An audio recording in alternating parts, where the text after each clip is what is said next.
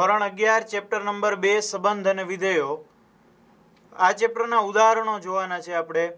તો ઉદાહરણોમાં આખા ચેપ્ટરની બધી રીતનું રિવિઝન થશે, પણ એક રીત એવી છે, એક બાબત આપણે શીખવાની બાકી છે, એ છે વિધેયના આલેખ. અમુક વિધેય શીખવાના છે નવા, અને એના આલેખ, જેનો ઉપયોગ આપણે ઘણા બધા ચેપ્ટરની અંદર કરશું આગળ.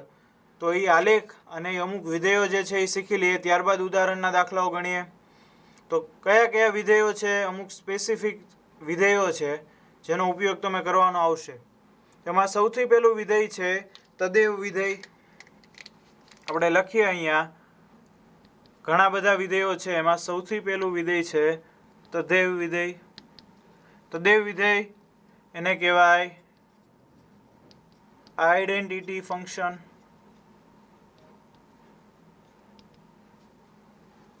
હવે આ વિધેય કયા પ્રકારનું હોય, કેવું વિધેય હોય અને તદેવ વિધેય કહેવાય?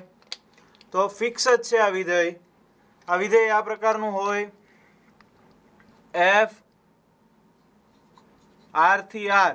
અહીંયા તમે કોઈ પણ પ્રદેશ સપ્રદેશ લઈ શકો, શરત એટલી કે બંને સરખા હોવા જોઈએ.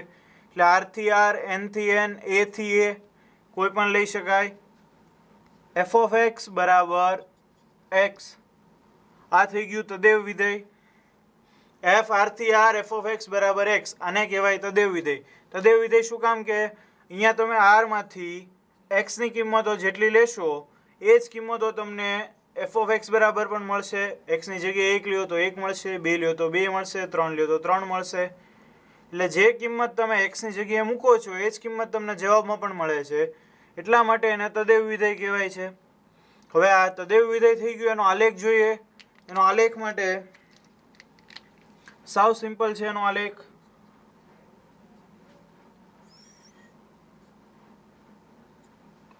અને કહી દો એક્સ વાય. એની અંદર બિંદુ દર્શાવી દઈએ, 1 2 3, બાજુ -1 -2 -3 1 સોરી -1 -2 -3 1 2 3.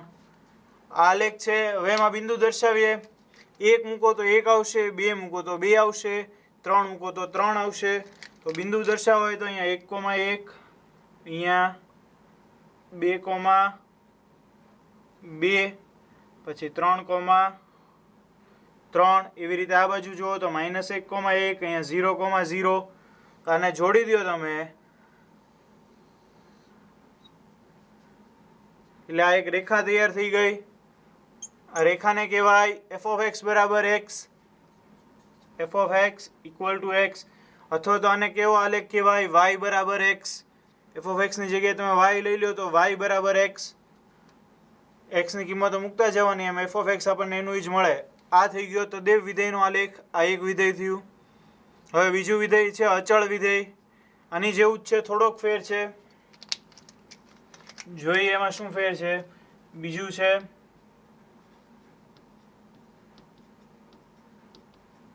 અચળ વિધેય. અચળ એટલે શું થાય તો કે કોન્સ્ટન્ટ. એટલે અહીંયા લખીએ આપણે કોન્સ્ટન્ટ ફંક્શન. તો આ વિધેય કેવું હોય, અહીંયા જેમ એફ આર થી R F of x equal to X છે, એમ અહીંયા કોઈ એક અચળ સંખ્યા હોય એફ આર થી આર. અહીંયા મેં તમને કીધું એમ આર થી આર ની જગ્યાએ તમે કોઈ પણ લઈ શકો, પ્રદેશ સપ્રદેશ સરખા હોય. તો F of x equal two કોઈ પણ અચળ સંખ્યા લઈ શકાય. તમે a થી z ની અંદરની સંખ્યા લઈ શકો, કોઈ પણ આંકડો લઈ શકો. આપણે લઈ લઈએ F of x equal two a. F of x equal two a belongs to r. હવે એફ એક્સ ની જગ્યાએ તમે કોઈ પણ કિંમત મૂકશો, એફ ની જગ્યાએ 1 મૂકો તો અહીંયા જવાબ બદલાવાનો નથી. શું કામ તો કે આ બાજુ ક્યાંય એક્સ આવતું નથી, એટલે અહીંયા તમે એક્સ ની કોઈ પણ કિંમત મૂકો, જવાબ હંમેશા એક જ રહેવાનો છે. એટલે કે આ એ જ રહેવાનો છે. એક્સ ની કિંમત 1 મૂકો તો એ, 2 મૂકો તો એ, 3 મૂકો તો એ, કોઈ પણ કિંમત મૂકવાથી જવાબ અહીંયા એ ફિક્સ રહેશે. એટલે ફિક્સ છે એટલે અચળ વિધેય. તો હવે આનો આલેખ કેવો હશે, આની માટે સંખ્યા લઈ લે વિધેય આપણે એફ આર થી R F of x equal to વિધેય લઈ લે F of x equal to 2 આ બે એક સંખ્યા છે. તો હવે આનો આલેખ કેમ દોરાશે એની માટે આવો જે આલેખ આપણે તૈયાર કરીએ.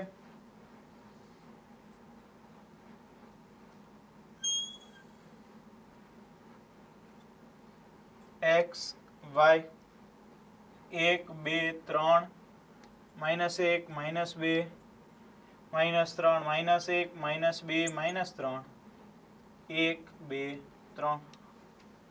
હવે કિંમતો લ્યો. x ની જગ્યાએ તમે લ્યો 1, x ની જગ્યાએ 1 લ્યો તો અહીંયા 2 એમનામ જ રહેવાનું છે એટલે 1,2. 1,2 ક્યાં આવશે? અહીંયા આવશે 1,2. પછી 2 લ્યો તો 2 નું 2 જ રહેવાનું છે એટલે અહીંયા 2,2. 3 લ્યો તો 3,2 એટલે અહીંયા બિંદુ આવશે. 0 લ્યો તો 0,2 એટલે બિંદુ અહીંયા આવશે. -1 તો -1,2. તો તમે જુઓ અહીંયા x ઉપરની કોઈ પણ કિંમત લ્યો છો, y ની અંદર આપણને જવાબ 2 જ મળે છે. એટલે કોઈ પણ કિંમત માટે તમે જે જવાબ મળે છે એ આવી સીધી રેખા મળે છે. આ સીધી રેખાને શું કહેવાય? એમાં તમે જુઓ y ની કિંમત કેટલી રહે છે? 2. એટલે આ રેખાને કહેવાય y બરાબર 2. y ની કિંમત 2 અથવા તો આને કહી શકાય f of x બરાબર 2. f of x બરાબર 2. આને કહેવાય અચળ વિધેય. x ની કોઈ પણ કિંમત લ્યો, સામે કિંમત બદલાતી નથી, જે કિંમત આપેલી છે 2 જ રહે છે.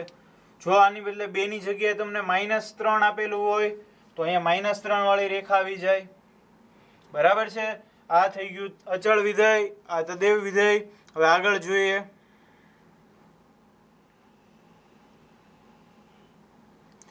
હવે આગળ ત્રીજો પ્રકાર જોવાનો છે, એ છે બહુપદીય વિધેય. તો બહુપદીય વિધેય શું છે જોઈએ આપણે. આ ખાસ અગત્યનો વિધેય છે.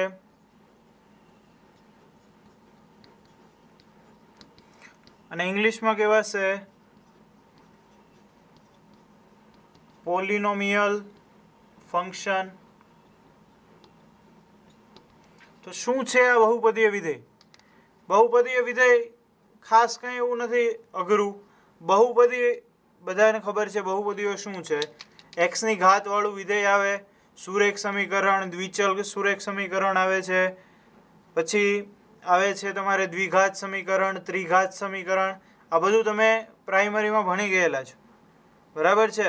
તો આ જે છે એ બધા બહુપદી કહેવાય. x ની ઘાત વાળા જે કોઈ પણ વિધેયો આવશે એ બહુપદી. તો અહીં આપણે જોઈએ અહીંયા ઉદાહરણ લઈને. તો ઉદાહરણ એક આવું લઈએ આપણે, f r થી r. અહીંયા કોઈ પણ પ્રદેશ વિસ્તાર લઈ શકાય. f r થી r f of x equal two, વ્યાપક લખું છું માત્ર યાદ રાખવા માટે, a0x plus a1x2 a2x³ plus up to ... અહીંયા આવશે an પ્લસ x⁴n. આવું આપણે લખી શકીએ વ્યાપક રીતે કે અહીંયા a0 a1 a2 આ બધા અચળ છે. a0 થી an સુધીના બધા અલગ અલગ અચળો છે. અહીંયા x ની ઘાત વધતી જાય છે, x2 x³ x ની 4 ઘાત x ની 5 ઘાત એવી રીતે x ની n ઘાત સુધી. આ વ્યાપક રીતે છે, માત્ર યાદ રાખવા માટે. હવે આપણે ઉદાહરણ લઈને સમજીએ.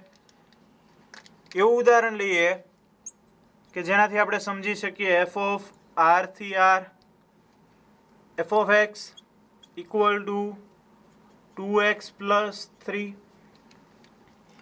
તો આને બહુપદીય વિધેય કહેવાય.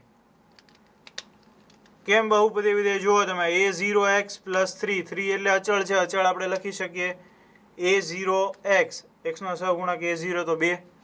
આવી રીતે જો સ્ક્વેર વાળું પદ હોય તો પણ એને બહુપદીય વિધેય કહેવાય. આનો આલેખ કેવી રીતે દોરવાનો? સાવ સિમ્પલ છે.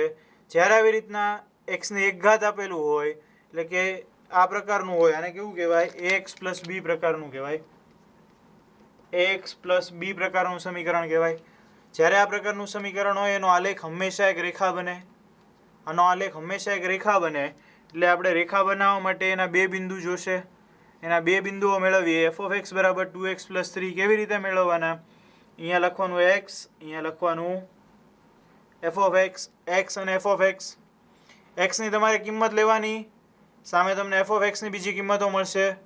એટલે જો અહીંયા x ની કિંમત તમે લઈ લ્યો 0. એક્સની કિંમત તમે 0 લ્યો, અહીંયા મૂકો 0 ગુણ્યા 2 એટલે 0 પ્લસ 3, તો એફ ઓફ એક્સ તમને શું મળ્યું? 3.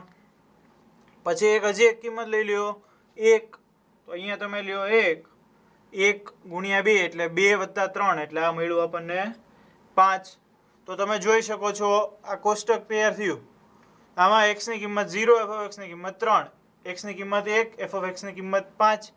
તો તમને 2 બિંદુ મળશે આની ઉપરથી આલેખ દોરવા માટેના. તો 2 બિંદુઓ લખીએ. કયા કયા મળશે? એક મળશે 0,3 અને બીજું મળશે 1,5. આ 2 બિંદુને જોડીને આપણે એક રેખા દોરશું, એ થઈ જશે આ વિધેયનો આલેખ. તો એ રેખા દોરીએ. એની માટે સૌથી પહેલા એક આલેખ.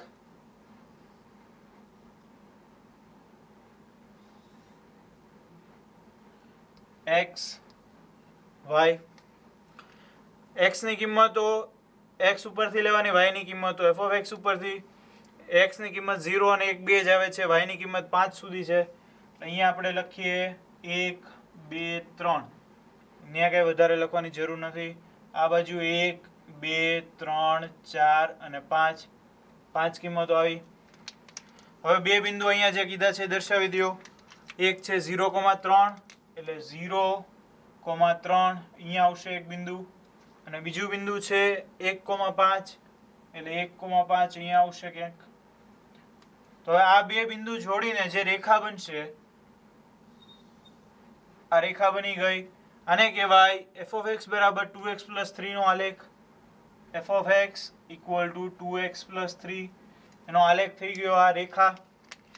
તમે જોઈ શકશો બીજા જે બિંદુઓ આવશે એ પણ આની અંદરથી જશે. અહીંયા 2 સાથે આવે તો 2 સાથે કયું બિંદુ આવશે એ આપણે અહીંયાથી મેળવવું હોય અહીંયા મૂકી દેવાનું 2. તો 2 ગુણ્યા 2 4 વત્તા 3 એટલે 7. અહીંયા 2 સાથે 7 જોડાશે. જો તમે ગ્રાફની અંદર દોરશો વ્યવસ્થિત રીતે તો તમને ખબર પડી જશે કે હા એ બિંદુ મળે છે એવું. તો કોઈ પણ x + b પ્રકારનું બિંદુ x + b પ્રકારનું જે વિધેય હોય એનો આલેખ હંમેશા તમને એક રેખા મળશે. આની આગળ આપણે જે તદેવ વિધેય અને અચળ વિધેય જોયા, તો તદેવ વિધેયમાં એફ ઓફ એક્સ બરાબર x, તો એ પણ એક પ્રકારનું બહુપદીય વિધેય છે x + b પ્રકારનું. તો એમાં પણ આપણને રેખા મળતી હતી. પછી અચળ વિધેય, તો અચળ વિધેયમાં માત્ર અચળ આવતું હતું એટલે x + b પ્રકારનું થયું, એમાં પણ રેખા મળતી હતી. તો આ બધા હતા બહુપદીય વિધેયો.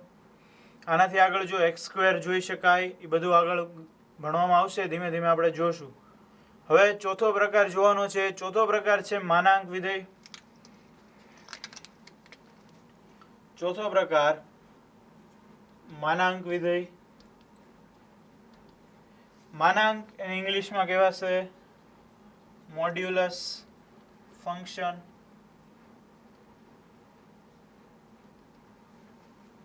માનાંક વિધેય એટલે મોડ્યુલસ ફંક્શન.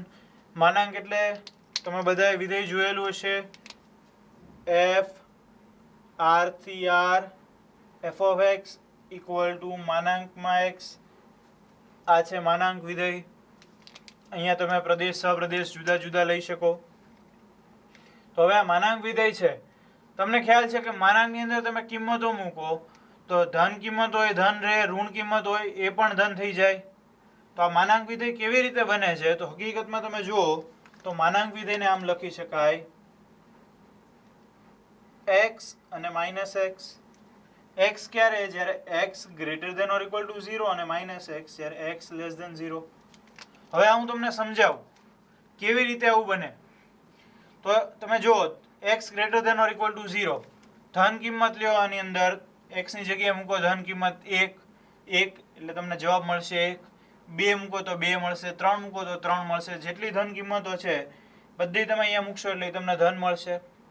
હવે ઋણ કિંમતો લ્યો, અહીંયા થઈ ગયો x > 0 માટે માનાંક x થઈ ગયો ખાલી x.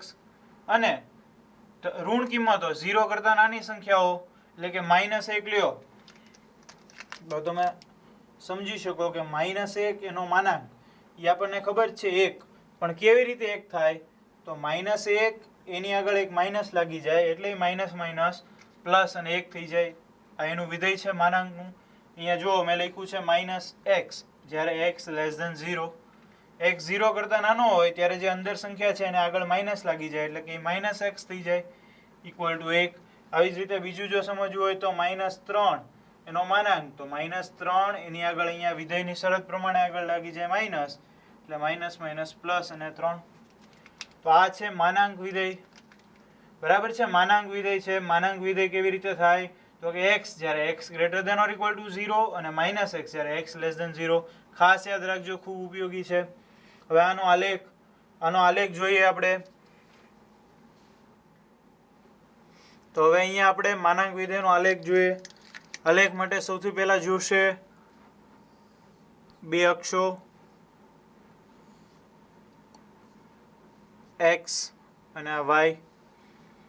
હવે આમાં બિંદુ દર્શાવીએ 1 2 -1 -2 -1 -2 1 અને 2. હવે x ની કિંમતો લ્યો, અહીંયા કિંમત મૂકો. x ની કિંમત લ્યો 0 તો 0 નું 0 રહેશે એટલે 0,0. તો એક બિંદુ મળ્યું આપણને અહીંયા 0,0.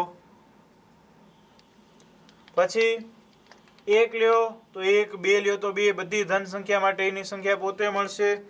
એના બિંદુ દર્શાવવા હોય તો અહીંયા 1,1 2,2 આવી એક સીધી રેખા થશે. આમ તો કિરણ કહેવાશે આને, એટલે એક કિરણ થઈ ગયું આ બાજુ. આ ધન સંખ્યાઓ માટે. હવે ઋણ સંખ્યા માટે શું છે તો ઋણ સંખ્યા માટે -1 લ્યો તો 1 આવે છે, -2 લ્યો તો 2 આવે છે, -3 લ્યો તો 3 આવે છે. તો -1 નું અહીંયા 1, -2 નું 2. તો અહીંયા જે બે બિંદુ મળ્યા એને જોડીને એક કિરણ બનાવી દો. તો એને જોડીને અહીંયા આપણે કિરણ બનાવીએ. આ થઈ ગયું માઇનસ બધી સંખ્યાઓ માટે.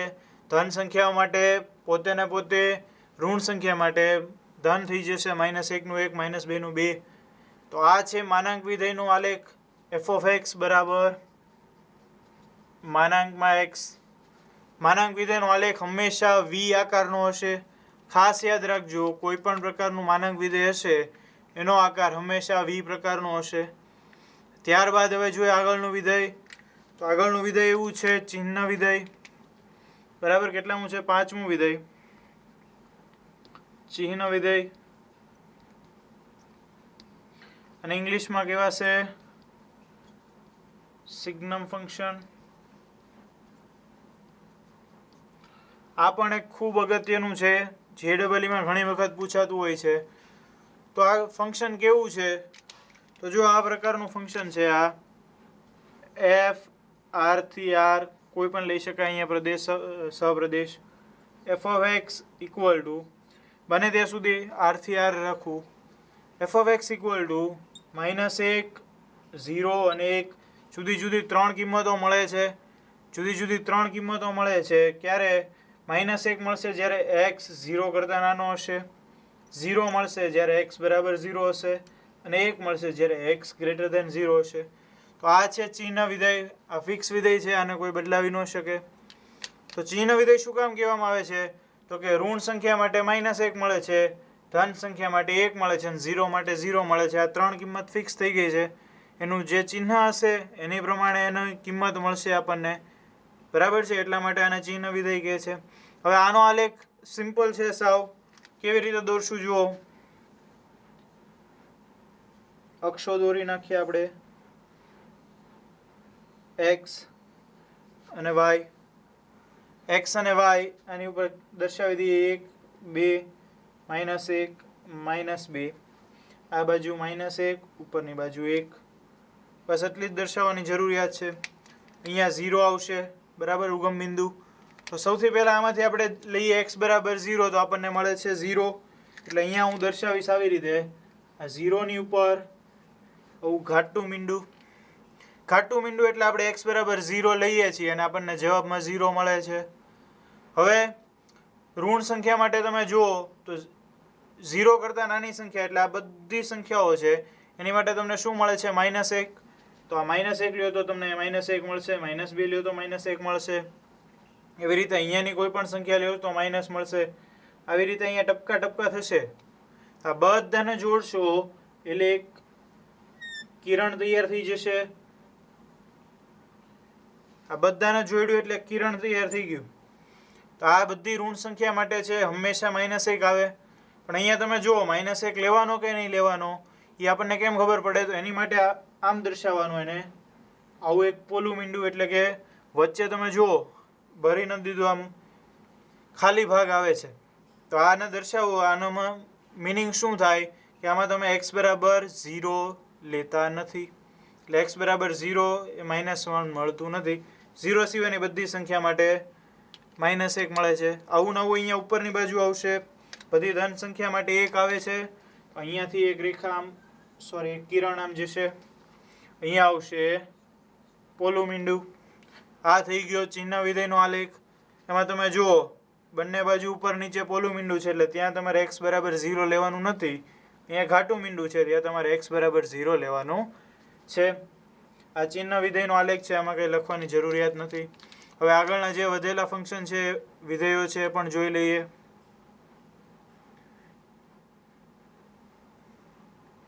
તો હવે આપણે બે વિધેયો સમજવાના બાકી છે. બંને વિધેયો ખૂબ અગત્યના છે, ખાસ ધ્યાન રાખીને સમજજો. તો હવે એમાં આવે છે આપણે છઠ્ઠું વિધેય, મહત્તમ પૂર્ણાંક વિધેય. મહત્તમ પૂર્ણાંક વિધેય અને ઇંગ્લિશમાં કહેવાશે ગ્રેટેસ્ટ ઇન્ટીજર ફંક્શન.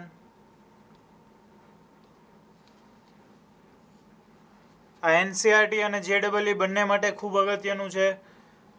કેવું હોય છે આ ફંક્શન? તો એ આપણે લખીએ f r થી z f of x equal two floor x. આ તમને મોટો કૌંસ દેખાય છે, મોટો કૌંસ, આને આપણે અહીંયા વાંચશું ફ્લોર x. અહીંયા લખીશું ફ્લોર x. ફ્લોર એટલે શું? ફ્લોર એટલે તળિયું. આપણને ખબર છે કે રૂમનું જે તળિયું હોય એ જ ફ્લોર અહીંયા વાપરેલો છે, ફ્લોર x. એનું કામ પણ એવું જ છે. એ જોઈએ આપણને એટલે ખબર પડશે, એની વિશે માહિતી મેળવીએ. અહીંયા તમે જો નોટિસ કરશો તો દર વખતે r થી r લેતા હતા, આમાં r થી z લીધું છે. શું કામ એ પણ હમણાં ખબર પડશે આપણને. Floor x. હવે આની અંદર કિંમતો તમે મૂકો, કેવી કિંમતો મૂકવાની ને કેવા જવાબ મળશે? તો r ની અંદરથી તમે કિંમતો મૂકો, x બરાબર 1, x બરાબર 2, x બરાબર 1.5, x બરાબર લઈ લ્યો 2.6. આવી રીતની તમે કિંમત લીધી છે. પછી x બરાબર લઈ લ્યો -1.4. આ 5 કિંમતો છે. આ 5 કિંમતો માટે f of x આપણને શું મળશે એ આપણે જોઈએ, એટલે આપણને આઈડિયા આવશે કે વિધેય શું છે. આની માટે f of x શું મળશે, આની માટે f of x શું મળશે.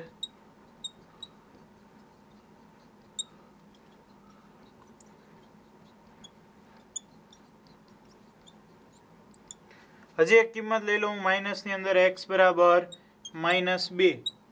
એની માટે f of x શું મળશે. તો હવે છે શું આ ફંક્શન, આ વિધેય શું છે? એક સંખ્યા રેખા લઉં, આ બાજુ -∞, આ બાજુ +∞. એની વચ્ચે સંખ્યા દર્શાવું હું -2, -1, 0, 1 અને 2. આ બધી સંખ્યા અત્યારે દર્શાવી છે. હવે એની અંદર કોઈ પણ એક સંખ્યા હું લઈ લઉં. આમાંથી તમે જુઓ પોઈન્ટ વાળી સંખ્યા લઉં છું હું 1.5. 1.5 ક્યાં આવશે? અહીંયા 1 અને 2 ની વચ્ચે આવશે. આ 1.5.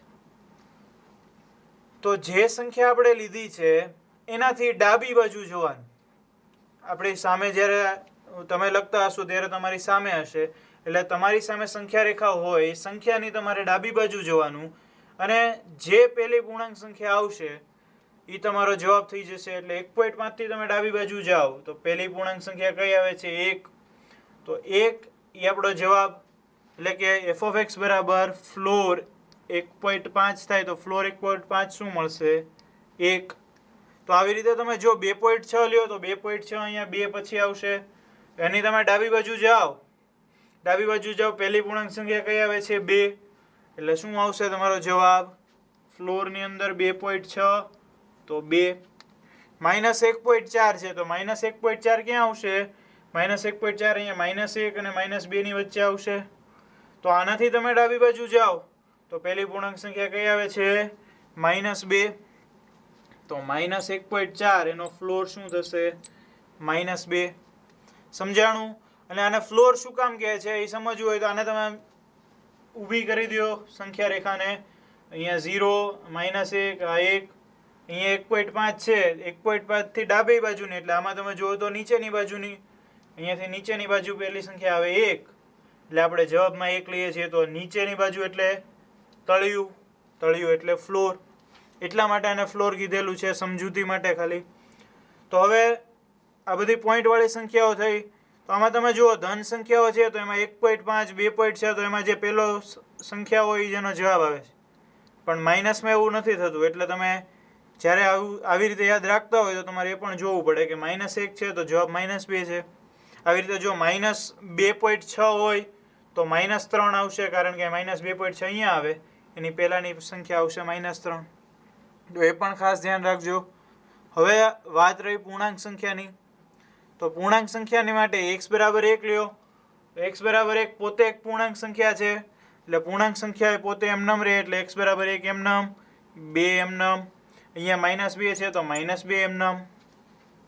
એટલે કોઈ પણ પૂર્ણાંક સંખ્યા ફ્લોર x ની અંદર મૂકો એ સંખ્યા એમનેમ રહેશે એટલે 1 બરાબર 1, 2 બરાબર 2, -2 બરાબર -2. હવે તમે બધા જવાબ જોશો, નિરીક્ષણ કરો તો બધા સંખ્યા પૂર્ણાંક સંખ્યાઓ છે. બરાબર છે, બધી જ સંખ્યાઓ પૂર્ણાંક સંખ્યાઓ છે. તમે લ્યો છો બધી પૂર્ણાંક, અપૂર્ણાંક, સમય, અસમય બધી સંખ્યાઓ લ્યો છો પણ તમને મળે છે માત્ર પૂર્ણાંક સંખ્યાઓ. એટલે અહીંયા એનો સહપ્રદેશ છે એનામાં મેં z રાખેલું છે. આનો વિસ્તાર શું થશે વિધેયનો z. બરાબર છે, એનો વિસ્તાર થશે z. બધી કિંમતો તમને મળે છે z માંથી. તો આટલી વાત થઈ. હવે એનો આલેખ સમજીએ. આલેખ પણ ખૂબ અગત્યનો છે.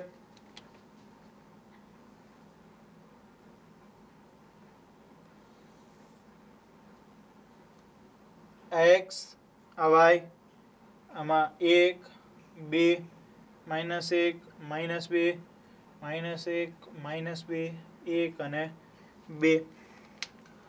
હવે આની અંદર આલેખ દોરવું એ ખાસ ધ્યાનથી જોજો.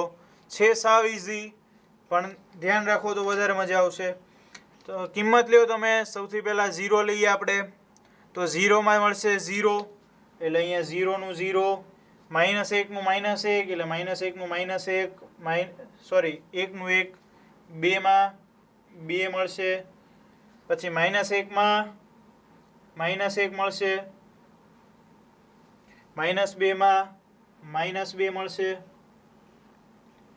તો આ બધી સંખ્યાઓ પૂર્ણાંક સંખ્યાઓ આપણે લઈ લીધી. એને અહીંયા ઘાટું મીંડું દર્શાવું છું. હવે લઈએ અપૂર્ણાંક સંખ્યાઓ. અપૂર્ણાંક સંખ્યાઓ 1 અને 2 વચ્ચેની સંખ્યાઓ છે. 1 અને 2 વચ્ચેની સંખ્યાઓ તો જો આ 1.5 છે એવી રીતે 1.6, 1.7, 1.715 અથવા તો કોઈ પણ નાનામાં નાની સંખ્યા જે 1 અને 2 ની વચ્ચે આવે છે એ બધા માટે સૌથી પહેલી પૂર્ણાંક સંખ્યા ડાબી બાજુની કઈ આવશે 1. તો આ 1 અને 2 વચ્ચેની જેટલી સંખ્યાઓ છે એ બધી સંખ્યાઓ માટે અહીંયા 1 અને 2 વચ્ચેની જેટલી સંખ્યાઓ બધા માટે જવાબ શું આવશે 1. 2 માટે જવાબ 2 આવે છે તો અહીંયા પોલું મીંડું કરવું પડે એટલે કે આપણે 2 લેવાનો નથી. એવી રીતે જો 2 અને 3 વચ્ચેની સંખ્યાઓ હશે અહીંયા 3 આવે તો 2 અને 3 વચ્ચેની બધી સંખ્યાઓ માટે જવાબ શું આવશે 2. તો અહીંયાથી આમ દોરવું પડે અને 3 ઉપર કરવું પડે પોલું મીંડું. ખાટું મીંડું અને પોલું મીંડું તમને ખબર છે. પોલું મીંડું એટલે આપણે 3 લેવાનો નથી, અહીંયા 2 લેવાનો નથી. એવી રીતે નીચે જાવ તો 0 અને 1 વચ્ચેની બધી સંખ્યા માટે મળશે 0 1 વચ્ચેની બધી સંખ્યા માટે 0 એટલે અહીંયા તમે આમ દર્શાવવું પડે ને 1 ઉપર દર્શાવવું પડે પોલું મીંડું. હજી નીચે જાઓ -1 અને 0 વચ્ચેની સંખ્યાઓ એની માટે બધા માટે મળશે આપણને -1 અહીંયા દર્શાવવું પડે પોલું મીંડું. હજી નીચે જાઓ -2 અને -1 વચ્ચેની બધી સંખ્યા માટે -2 અને અહીંયા પોલું મીંડું. તો આ તમે જો એક દાદરા જેવું થઈ ગયું સ્ટેપ. પોલું મીંડું, ઘાટું મીંડું, પાછું એની નીચે બરાબર પોલું મીંડું, પછી ઘાટું મીંડું, એની એક્ઝેક્ટ નીચે આવશે પોલું મીંડું, ઘાટું મીંડું, પોલું મીંડું, ઘાટું મીંડું, પોલું મીંડું, ઘાટું મીંડું. આ થઈ ગયો f of x બરાબર ફ્લોર x નો આલેખ. f of x equal to floor x નો આલેખ. આલેખ પણ ખાસ સમજી લેજો. હવે જે વધ્યું છે છેલ્લું વિધેય એ આનાથી થોડુંક અલગ છે. ખાલી થોડુંક અલગ એટલે કેટલું અલગ જોઈએ આપણે. સાતમું છે ન્યૂનતમ પૂર્ણાંક વિધેય. એને ઇંગ્લિશમાં કહેવાશે least integer function. Least integer function. તો એમાં શું ફેર છે? તો એ વિધેય આમ લખાશે f r થી z f of x બરાબર સીલિંગ x. બરાબર છે. આને વચાશે સીલિંગ x. આ ફ્લોર એટલે તળિયું અને સીલિંગ એટલે છત ઉપર આપણે જે કહીએ. તો સીલિંગ x એને લખવું હોય તો સીલિંગ x. હવે આમાં અને આમાં શું ફેર છે? તો આની અંદર તમે જેમ ડાબી બાજુની પહેલી પૂર્ણાંક સંખ્યા લેતા હતા એમ સીલિંગ x ની અંદર જમણી બાજુની પહેલી પૂર્ણાંક સંખ્યા લેવાની. એટલે કે અહીંયા તમે જુઓ નીચેની પહેલી સંખ્યા હતી એટલે છત, તો ઉપરની પહેલી સંખ્યા એટલે નીચેની પહેલી સંખ્યા એટલે તળિયું, તો ઉપરની પહેલી સંખ્યા એટલે છત. એટલો જ ખાલી ફેર છે કે આની અંદર ડાબી બાજુની પહેલી પૂર્ણાંક સંખ્યા લેવાની અને આની અંદર જમણી બાજુની પહેલી પૂર્ણાંક સંખ્યા લેવાની. તો આપણે જોઈએ કિંમતો લઈએ. x બરાબર અહીંયા જે કિંમતો છે એટલે x બરાબર 1, x બરાબર 2, x બરાબર 1.5, x બરાબર 2.6, x બરાબર -1.4 અને x બરાબર -2. આટલી કિંમતો લીધી. એની માટે આપણને f of x શું મળશે એ પણ જોઈએ. f of x equal two આમાં પણ પૂર્ણાંક સંખ્યા હશે એ પૂર્ણાંક સંખ્યા એમની એમ પોતે ને પોતે જ રહેશે. એટલે 1 બરાબર 1, f of x બરાબર 2, તો x બરાબર 2 તો f of x બરાબર 2. 1.5 તો એની માટે f of x શું મળશે? સંખ્યા રેખા દોરી નાખીએ ફટાફટ. એટલે -∞, ∞, 0, 1, 2, -1, -2. 1.5 એટલે 1 અને 2 વચ્ચે આવશે. તો એનેથી જમણી બાજુની પહેલી પૂર્ણાંક સંખ્યા આવે છે 2. એટલે આપણો જવાબ આવશે આ 2. f of x બરાબર 2. x બરાબર 2.6. x બરાબર 2.6 એટલે 2 અને 3 વચ્ચે આવશે. તો એની જમણી બાજુની પહેલી સંખ્યા કઈ આવશે? તો 3 આવશે. એટલે f of x બરાબર 3. એવી રીતે -1.4 આવશે. -2 અને -1 વચ્ચેની. તો એની જમણી બાજુની પહેલી સંખ્યા -1. એટલે f of x બરાબર -1 અને -2 માટે -2. તો આમાં તમે જુઓ ફ્લોર x માં ડાબી બાજુની પહેલી સંખ્યા, તો એની અંદર તમે જો મહત્તમ આ બધી સંખ્યાની અંદર 1.5 માટે મોટામાં મોટી પૂર્ણાંક સંખ્યા કઈ છે? 1. એનાથી બધી નાની છે 0, -1, -2. એટલા માટે આ મોટામાં મોટી છે એને કીધું મહત્તમ પૂર્ણાંક વિધેય. આ ન્યૂનતમ પૂર્ણાંક વિધેય. એવું શું કામ? તો કે સીલિંગમાં તમે જુઓ આ -1.4 છે એની જમણી બાજુની નાનામાં નાની સંખ્યા -1 છે. એની પછી 0, 1, 2 બધી -1 કરતાં મોટી સંખ્યા છે. એટલે નાનામાં નાનો પૂર્ણાંક આવે છે -1. એટલા માટે એને કીધું ન્યૂનતમ પૂર્ણાંક વિધેય. બંનેમાં તમને ડિફરન્સ ખબર પડી ગઈ હશે, ડાબી બાજુ અને જમણી બાજુ. હવે એટલું સમજ્યા પછી આનો આલેખ દોરવો ઈઝી થઈ જશે. તો એનો આલેખ પણ ફટાફટ દોરી નાખીએ આપણે.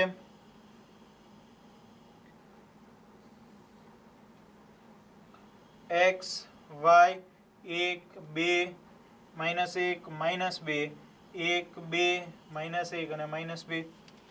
હવે જલ્દી આની અંદર કિંમતો મૂકી દઈએ. કિંમતો મૂકવા માટે 1 મૂકો તો 1, 2 મૂકો તો 2, 3 મૂકો તો 3. એટલે અહીંયા 1 નું 1, 2 નું 2, 0 નું 0, -1 નું -1, -2 નું -2. એટલે આમાં કઈ ફેરફાર નથી થતો. પણ હવે તમે જુઓ 1 અને 2 વચ્ચેની સંખ્યાઓ છે.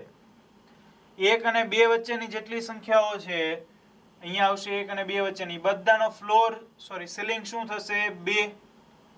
ફ્લોર થાય 1 પણ સીલિંગ થાય 2. જમણી બાજુની પહેલી સંખ્યા.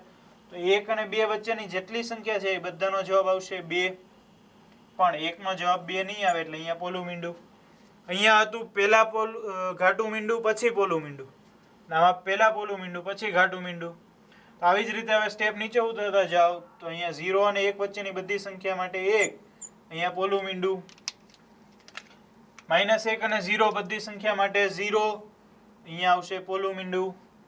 પછી -1 થી -2 વચ્ચેની બધી સંખ્યાઓ એની માટે આવશે -1, અહીંયા ઘાટું મીંડું છે, અહીંયા પોલું મીંડું, અહીંયા ઘાટું મીંડું, એના આગળ પોલું મીંડું.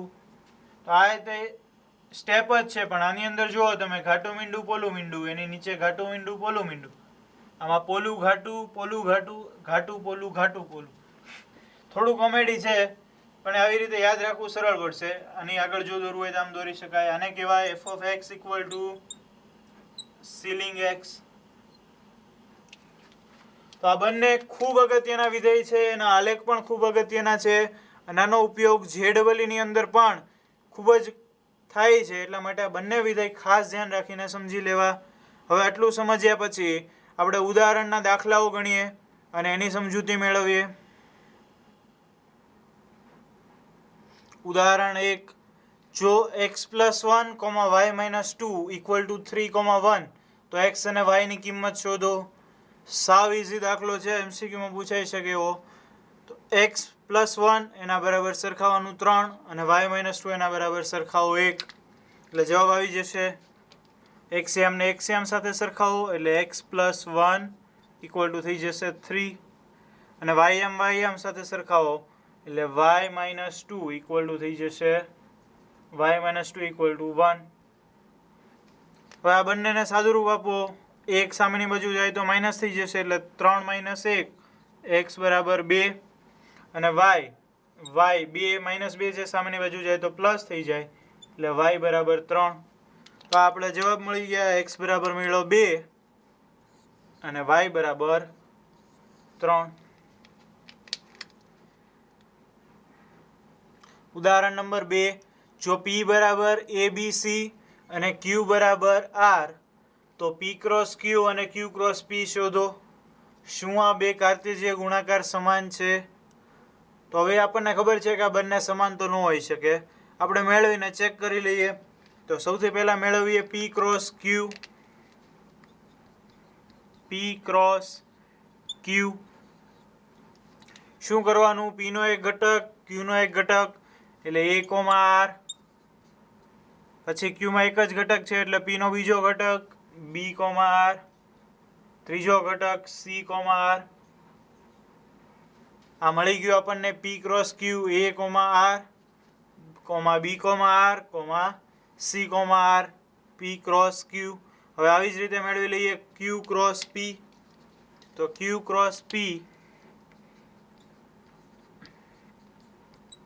પહેલો ગણ છે q એટલે q માંથી r, a, r,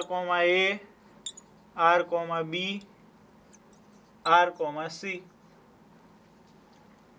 આ p × q, આ q × p બંને જે આપણને મેળવવાના કીધા હતા એ મેળવી લીધા.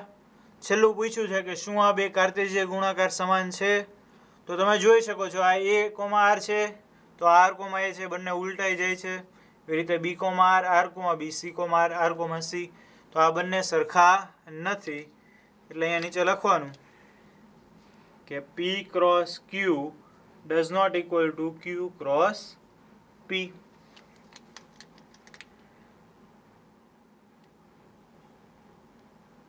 ઉદાહરણ 3, જો a બરાબર 1, 2, 3, b બરાબર 3, 4 અને c બરાબર 4, 5, 6 તો નીચેના ગણ શોધો. હવે a, b, c 3 ગણ આપી દીધેલા છે અને અહીંયા 4 જે આપણને ગણ પૂછ્યા છે એ મેળવવાના છે. તો મેળવી લઈએ. પેલું છે a × b / c. b / c એટલે શું થશે? b અને c નો છેદ, બંનેમાં કોમન 4 એટલે b / c આપણને મળશે 4. અહીંયા લખીએ આપણે b / c બરાબર ગણમાં 4. a એટલે 1, 2, 3. તો આપણે a × b / c મેળવવાનું છે. લખી નાખીએ a × b / c એના બરાબર શું મળશે? 1, 4 2,4 અને 3,4. A ક્રોસ B છેદ C એટલે 1,4 2,4 અને 3,4 ત્રણ ઘટકો મળ્યા. બીજું છે A ક્રોસ B છેદ A cross C. A cross B છેદ A ક્રોસ C એટલે આપણે આ બંને મેળવવું પડશે. સૌથી પહેલા મેળવી લઈએ A cross B. A cross B 1,3 પછી 2,3 3,3 1,4 2,4 3,4 આ થઈ ગયું A ક્રોસ B. હવે મેળવી લઈએ A cross C. A cross C A અને C નો ક્રોસ 1,4 2,4 3,4 1,4 2,4 3,4 પછી 1,5 2,5 3,5 1,6 2,6 અને 3,6 આ મળી ગયું આપણને A ક્રોસ C. એનો એક ઘટક સામે C ના બધા ઘટકો, બીજો ઘટક C ના બધા ઘટકો. A cross B A cross C મળી ગયું. હવે આ બેનો છેદ લેવાનો છે એટલે બેના કોમન ઘટકો. બેના કોમન ઘટકો કયા કયા છે જુઓ. હવે અહીંયા 1,4 1,4 2,4 2,4 3,4 3,4 આ ત્રણ ઘટકો જ કોમન આવે છે, બાકી એકેય ઘટક કોમન છે નહીં. તો શું મળશે આપણને? A ક્રોસ B છેદ A ક્રોસ C 1,4 2,4 અને 3,4 આ મળી ગયું આપણને A ક્રોસ B છેદ A ક્રોસ C. હવે આ બંને શું કામ આવું આપ્યું છે તમે જોયું? બંને સરખા મળ્યા. અહીંયા જે છે એ જ અહીંયા છે. તો એના ઉપરથી શું ખબર પડે કે A ક્રોસ B છેદ C બરાબર A ક્રોસ B છેદ A ક્રોસ C. આ એક સૂત્ર છે, બરાબર છે? આ એક સૂત્ર છે એટલે એ તમારે યાદ રાખવાનું. આનો ઉપયોગ તમે કોઈ પણ દાખલાની અંદર કરી શકો. A ક્રોસ B છેદ C બરાબર A ક્રોસ B છેદ A ક્રોસ C. એવું જ અહીંયા આવ્યું છે બીજું, ત્રીજું અને ચોથા નંબરનું. તો ત્રીજા નંબરનું મેળવીએ A ક્રોસ B યોગ C. તો B યોગ C શું થશે? B યોગ C એના બરાબર 3 4 5 6 3 4 5 6. હવે A ક્રોસ 3 4 5 6 મેળવવાનું છે. તો A ક્રોસ B યોગ C એના બરાબર શું મળશે આપણને? 1,3 1,4 1,5 1,6 1,3 1,4 1,5 અને 1,6 પછી 2 ની સાથે તો 2,3 2,4 2,5 2,6. હવે છેલ્લું વધ્યું 3 સાથે તો 3,3 3,4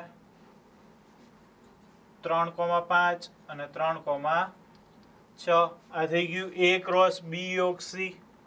અને છેલ્લું છે A ક્રોસ B યોગ A ક્રોસ C. એ આ જ મળશે. અહીંયા જે મળ્યું છે એ જ અહીંયા મળશે. છતાંય ચકાસણી કરીએ. A ક્રોસ B યોગ A cross C. A cross B અહીંયા મેળવેલું છે, A ક્રોસ C અહીંયા મેળવેલું છે. આ બેનો ખાલી યોગ કરવાનો છે. એનો યોગ કરવામાં શું કરવાનું? આ બધા ઘટકો આવી જશે, આ બધા ઘટકો આવી જશે એટલે કે A ક્રોસ B ના બધા ઘટકો લખી નાખીએ. આનો સીધો જવાબ લખીએ આપણે. A ક્રોસ B ના બધા ઘટકો 1,3 2,3 3,3 પછી 1,4 2,4 3,4 પછી આ ત્રણેય ઘટકો એકવાર આવી ગયા એટલે બીજી વાર નહીં લખવાના. 1,5 2,5 3,5 1,5 2,5 3,5 1,6 2,6 અને 3,6 1,6 2,6 અને 3,6 તો આ મળી ગયું આપણને A ક્રોસ B યોગ A ક્રોસ C. હવે જો એ બંને સરખા છે, બધા ઘટકો સરખાવીએ. આ 1,3 1,3 અહીંયા 1,4 1,4 1,5 તો અહીંયા આવે છે 1,5. એવી જ રીતના 1,6 અહીંયા 1,6 એકના બધા ઘટકો આવે છે, એવી રીતના બેના પણ બધા આવી જશે. ટૂંકમાં જેટલા ઘટકો આની અંદર છે એ જ બધા ઘટકો આની અંદર છે, એના બધા ઘટકો સમાન છે. એટલે આપણે શું કહી શકીએ? A ક્રોસ B યોગ C બરાબર A ક્રોસ B યોગ A ક્રોસ C. તો અહીંયા આપણને બે સૂત્ર મળ્યા. એ બંને સૂત્ર અહીંયા લખીએ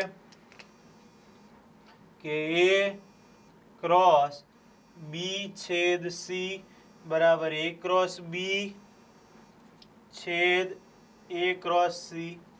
અને બીજું A ક્રોસ B યોગ C તો A ક્રોસ B યોગ A ક્રોસ C.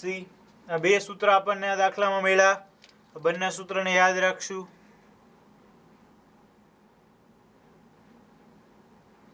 ઉદાહરણ 4, જો P બરાબર 1,2 તો P cross P cross P શોધો. હવે P cross P cross P મેળવવાનું છે. બે રીત થઈ શકે. એક તો P ક્રોસ P મેળવીને પછી એનો P સાથે ફરીથી ક્રોસ મેળવો, અને એક ડાયરેક્ટ રીત. ડાયરેક્ટ રીત કેવી રીતે છે જુઓ અહીંયા ધ્યાન. P cross P cross P equal to કેવી રીતે મેળવવાનું? ટોટલ કેટલા ઘટકો મળશે એ જુઓ. 2 છે, 2 ગુણ્યા 2 ગુણ્યા 2, 2નો ઘન. ટોટલ કેટલા ઘટકો મળશે? 8. એટલે આપણને આની અંદર કેટલા ઘટકો મળવા જોઈએ? 8 ઘટકો. કેવી રીતે મળશે? સૌથી પહેલો ઘટક લઈ લ્યો 1. P cross P cross P એટલે ક્રમયુક્તમાં 3 ઘટકો આવશે. એ 3 ઘટકો લખવા માટે પહેલો ઘટક 1 એમનેમ રહેવા દો, બીજો ઘટક 1 એમનેમ રહેવા દો, ત્રીજો ઘટક 1 એમનેમ રહેવા દો. હવે પહેલો બીજો ઘટક 1 રહેવા દો, અહીંયા બીજો લઈ લ્યો 2. એટલે આપણને એક જોડ મળે 1 1 1 1 1 2. આ બે એમનેમ. હવે અહીંયા એક પહેલામાં એમનેમ રહેવા દો, બીજામાં જે 1 છે ત્યાં 2 લઈ લ્યો. એટલે જો 1,2,1 1,2,2. તો આ 4 ઘટકો મળ્યા. એમાં પહેલો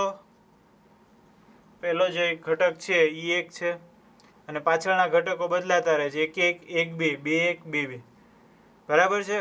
હવે ત્રીજો હવે આનાથી આગળ જેમ આ ચારેયમાં 1 હતા એવી રીતે ચારેયમાં 2.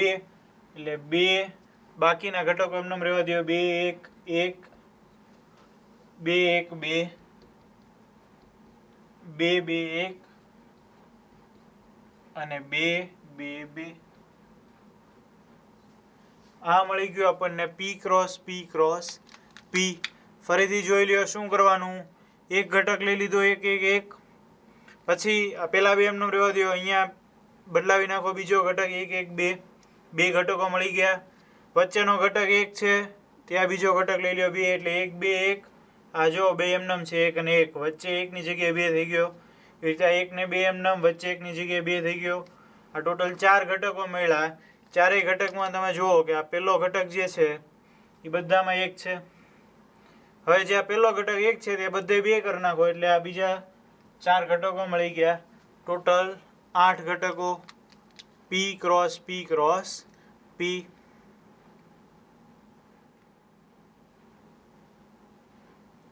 ઉદાહરણ 5, જો R વાસ્તવિક સંખ્યાઓનો ગણ હોય તો R ક્રોસ R અને R cross R cross R શું દર્શાવશે? હવે જો આ ક્યાંય પૂછાઈ શકે નહીં. આ થિયરેટિકલ દાખલો છે, માત્ર સમજૂતી માટે. તો શું કીધું છે? R વાસ્તવિક સંખ્યાઓનો ગણ છે, એટલે કે બધી વાસ્તવિક સંખ્યાઓ એની અંદર આવી જશે. તો R ક્રોસ R અને R ક્રોસ R શું દર્શાવશે? તો યાદ રાખવું હોય તો આવું યાદ રાખી શકાય કે R ક્રોસ R માં કેવા ઘટકો હોય? A, B પ્રકારના અથવા તો X, Y પ્રકારના. બે ઘટકો હોય ક્રમયુક્ત જોડના. બે ઘટકો એટલે કેટલા યામ થયા? 2 યામ. બે આમ એટલે આર ક્રોસ આર એ દ્વિપરિમાણમાં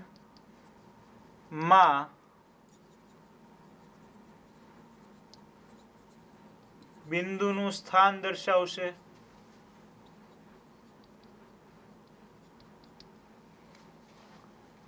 બરાબર છે. આર ક્રોસ આર માં કેવા ઘટકો હોય? આપણે ઉદાહરણ તરીકે લઈએ તો આવું હોય a, b. તો આ x છે, આમાં y, આમ બે આમ થયા. બે આમ એટલે આપણે દોર્યા x અને y. એની અંદર આ બિંદુ છે એ દ્વિપરિમાણમાં સ્થાન દર્શાવે છે.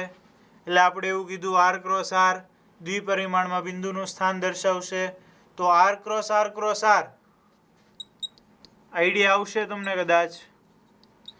આર ક્રોસ આર એમાં કેવા પ્રકારનું બિંદુ હોય? x, y, z અથવા તો a, b, c આ પ્રકારનું બિંદુ હોય. તો આમાં કેટલા યામ? 1, 2 ને 3 યામ. તો અહીંયા આવી જશે ત્રિપરિમાણમાં બિંદુનું સ્થાન દર્શાવશે.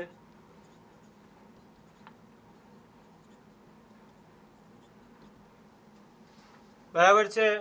આની આકૃતિ દોરીને સમજવું હોય તો આમ સમજી શકાય.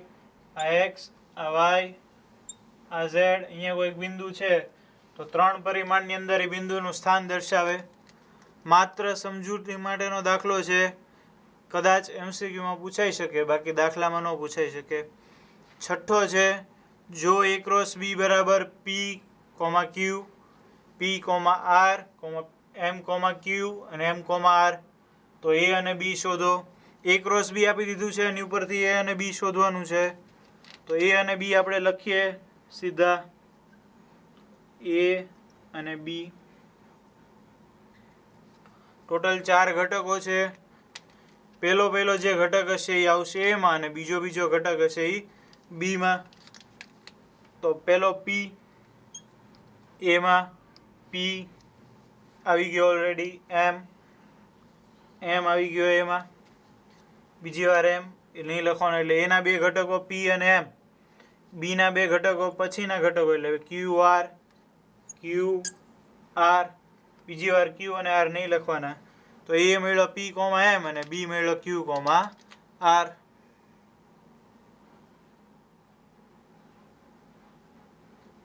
ઉદાહરણ 7, જો a બરાબર 1, 2, 3, 4, 5, 6 અને r બરાબર x, y બરાબર x+1 થાય તે રીતે સંબંધ r a થી a પર વ્યાખ્યાયિત છે. બરાબર છે, આવું કીધું છે. r આપ્યો છે x, y બરાબર x+1, a થી એનો સંબંધ છે. તો 2 ક્વેશ્ચન પૂછ્યા છે. આ સંબંધને કિરણ આકૃતિ દ્વારા દર્શાવો, એટલે કે આપણે જે ગણ દર્શાવીએ છીએ એ પ્રમાણે. અને બીજું છે આરનો પ્રદેશ, સહપ્રદેશ તેમજ વિસ્તાર શોધો. તો આરનો પ્રદેશ, સહપ્રદેશ અને વિસ્તાર મેળવવાનું છે. સૌથી પહેલા કિરણ આકૃતિ વડે દર્શાવીએ. એની માટે શું કરવું પડશે? સંબંધ a થી એનો સંબંધ a થી એનો છે, એટલે આપણે 2 વર્તુળ દોરીએ અહીંયા. આની અંદર a ના બધા ઘટકો 1, 2, 3, 4, 5 અને 6. એવી જ રીતે આ બાજુ પણ 1, 2, 3, 4, 5 અને 6 a થી a. હવે આપણે જોડવાનું કેવી રીતે જોડવાનું? y બરાબર x+1 થવું જોઈએ. આ બાજુનું છે એ y માટેનું છે, આ બાજુનું x માટેનું. તો તમે x ની કિંમત મૂકતા જાઓ, તમને y મળતું જશે. x ની કિંમત લ્યો 1, 1 + 1 એટલે 2. તો 1 ને તમારે જોડવાનું છે 2 સાથે, એટલે 1 જોડાશે 2 સાથે. 2 લ્યો તો 3 એટલે 2 જોડાશે 3 સાથે. 3 4 સાથે, 4 5 સાથે, 5 6 સાથે. 6 જોડાઈ શકશે નહીં, કારણ કે સામે 7 ઘટક નથી. એટલે 1 2 સાથે, 2 3 સાથે, 3 4 સાથે, 4 5 સાથે અને 5 6 સાથે. આ જોડાઈ ગયું. આ થઈ ગઈ આપણી કિરણ આકૃતિ. હવે પ્રદેશ, સહપ્રદેશ અને વિસ્તાર મેળવવાનો છે. તો આની ઉપરથી આપણે પ્રદેશ, સહપ્રદેશ અને વિસ્તાર મેળવી શકીએ. તો પ્રદેશ શું થશે? એનો પ્રદેશ લખવો હોય તો લખીએ. અહીંયા તમે જોઈ શકો છો પ્રદેશની અંદર કેટલા આવ્યા? 1 થી 5 સુધીના.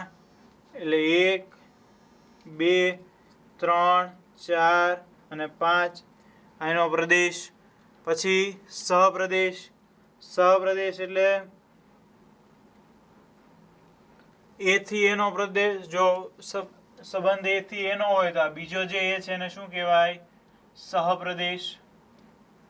ચાલો સહપ્રદેશ શું થશે? એ. અને ત્રીજું વધ્યું વિસ્તાર. તો વિસ્તાર બરાબર વિસ્તાર શું મળશે? તો અહીંયા કયા કયા ઘટકો આવે છે? 2 3 4 5 6. એટલે વિસ્તારની અંદર આવશે 2 3 4 5 અને 6. તો આ થઈ ગઈ એની કિરણ આકૃતિ, એનો પ્રદેશ, સહપ્રદેશ અને વિસ્તાર.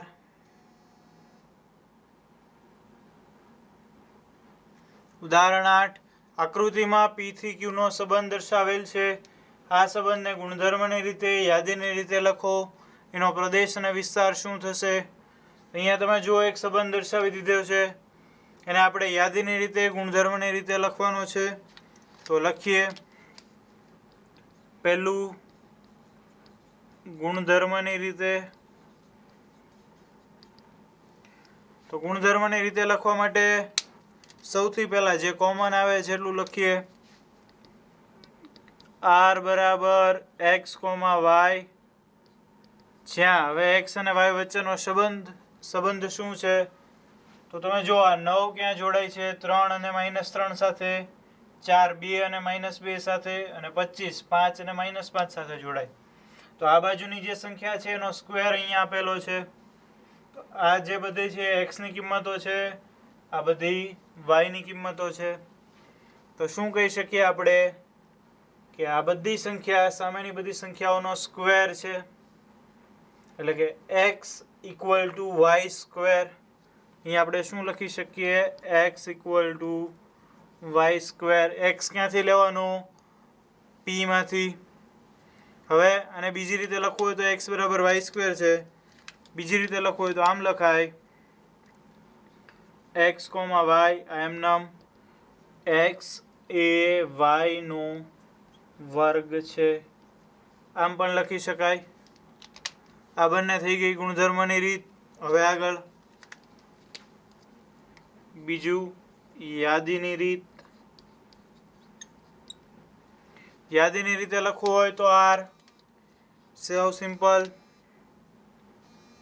r બરાબર આ 9 ને જોડવાનો 3 સાથે, 9 ને -3 સાથે, એટલે 9,3 9,-3. 4 ને જોડવાનો 2 સાથે, 4 ને -2 સાથે, 25 ને 5 સાથે, 25 ને -5 સાથે. તો આ થઈ ગયો યાદીની રીતે સંબંધ. છેલ્લું પૂછ્યું છે પ્રદેશ અને વિસ્તાર શું થશે? તો r ઉપરથી આપણને પ્રદેશ અને વિસ્તાર પણ મળી જાય.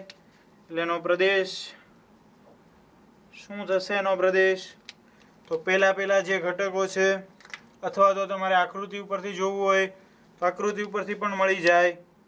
પહેલા ગણના જે ઘટકો છે ત્રણેય, 9 4 25. તો આ એનો પ્રદેશ. અહીંયા જુઓ તો 9 9 4 4 25 25, એટલે 9 4 25.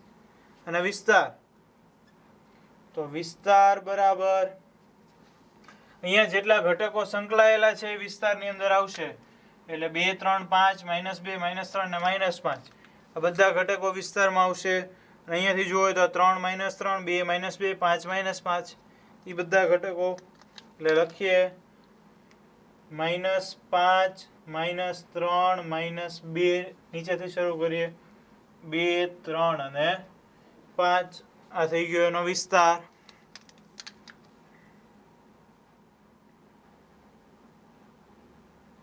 ઉદાહરણ 9. જો a બરાબર 1,2 અને b બરાબર 3,4 તો a થી b ના સંબંધોની સંખ્યા શોધો. હવે a અને b આપ્યા છે, a થી b ના સંબંધોની સંખ્યા પૂછે છે. તો a થી b ના સંબંધોની સંખ્યાનું સૂત્ર a ક્રોસ b ના ઉપગણોની સંખ્યા જેટલા. તો આપણે શું મેળવવું પડે? a ક્રોસ b ના કેટલા ઉપગણો મળશે? એની માટે આપણે જોશે a ક્રોસ b ના ઘટકોની સંખ્યા. Number of a cross b એટલે number of a into number of b. બરાબર છે. A ક્રોસ B ના સભ્ય સંખ્યા કેટલી થશે? Number of A into number of B જેટલી. Number of A 2, number of B 2 એટલે 2 નો સ્ક્વેર 4. A ક્રોસ B ના સભ્યોની સંખ્યા 4, તો A ક્રોસ B ના ઉપગણોની સંખ્યા કેટલી થશે? A ક્રોસ B ના ઉપગણોની સંખ્યા કેટલી થાય? તો 2 ની ઘાતમાં જેટલા સભ્યો હોય એટલા. કેટલા સભ્યો? 4, એટલે 2 ની ઘાતમાં 4. જવાબ આવશે 16. તો આ 16 શું થયું? A થી B ના સંબંધોની સંખ્યા. અહીંયા આપણે એવું લખીએ કે A થી B ના સંબંધની સંખ્યા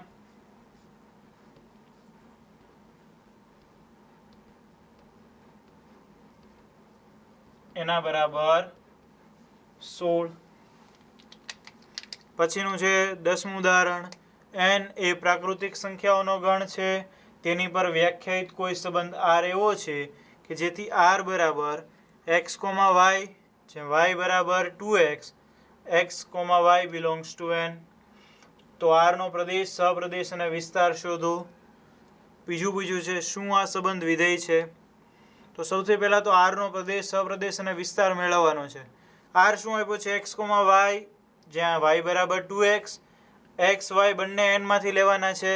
x અને y બંને n માંથી લેવાના હોય અને સંબંધ n ઉપરનો હોય તો એનો પ્રદેશ અને સહપ્રદેશ બંને થશે n. એટલે અહીંયા આપણે લખીએ એનો પ્રદેશ શું થાય? n, સહપ્રદેશ એના બરાબર n. n ઉપરનો સંબંધ છે, x અને y બંને n માંથી લેવાના છે, એટલા માટે પ્રદેશ અને સહપ્રદેશ બંને થશે n. હવે વાત આવી વિસ્તારની. તો વિસ્તારની અંદર આપણે શું જોઈએ છે? y. તો y ની જેટલી કિંમતો મળશે એ બધી આવશે વિસ્તારની અંદર. x ની કિંમતો n માંથી લ્યો તમે. 1 મૂકશો તો આવશે 2, 2 મૂકો તો 4, 3 મૂકો તો 6, 4 મૂકો તો 8, 5 મૂકો તો 10. તો કેવી કિંમત આવે છે? 2, 4, 6, 8, 10, 12, 14, 16, 18 અનંત સુધીની બધી કિંમતો આવશે. તો આ બધી કિંમતોને કેવી કહી શકાય? યુગ્મ પ્રાકૃતિક સંખ્યાઓ. તો આપણો જવાબ આવી ગયો વિસ્તાર એના બરાબર યુગ્મ પ્રાકૃતિક સંખ્યાઓ. અથવા તો લખવું હોય તો આમ પણ લખી શકાય 2, 4, 6, 8 ... આ આપણો વિસ્તાર. અહીંયા તમે જુઓ જુદી જુદી x ની કિંમતો મૂકશો n માંથી એટલે તમને આ પ્રકારનો વિસ્તાર મળશે. અને છેલ્લું પૂછ્યું છે શું આ સંબંધ વિધેય છે? તો તમે જુઓ 1 લ્યો તો તમને મળશે 2, 2 લ્યો તો 4, 3 લ્યો તો 6, 4 લ્યો તો 8. તો ફિક્સ છે કે એક માટે તમને 2 જ મળશે. અહીંયા તમે 2 મૂકશો તો તમને 4 જ મળશે, 3 મૂકશો તો 6 જ મળશે. એટલે કોઈ પણ એક અહીંયા x ની કોઈ પણ એક કિંમત માટે તમને એક જ y મળે છે. એટલે આપણી શરતનું પાલન થાય છે, વિધેયવાળી શરત. કઈ શરત? તો કે અહીંયા તમને 2 વર્તુળ આપ્યા છે, એમાંથી આ બાજુનું કોઈ પણ એક બિંદુ સામેની બાજુના એક જ બિંદુ સાથે જોડાય અને આ બાજુના બધા કોઈ પણ કિંમત છે n માંથી તમે લેશો એની માટે તમને 2x મળી જ જશે અને ગુણ્યા 2 કરશો એટલે તમને જવાબ મળશે જ. એટલા માટે વિધેયની બંને શરતોનું પાલન થાય છે એટલે આ સંબંધને આપણે કહી શકાશે વિધેય. તેથી સંબંધ વિધેય છે. તો જવાબ આ પણ મળી ગયો. પ્રદેશ n, સહપ્રદેશ n, વિસ્તાર, યુગ્મ પ્રાકૃતિક સંખ્યાઓ અને સંબંધ છે એ વિધેય છે.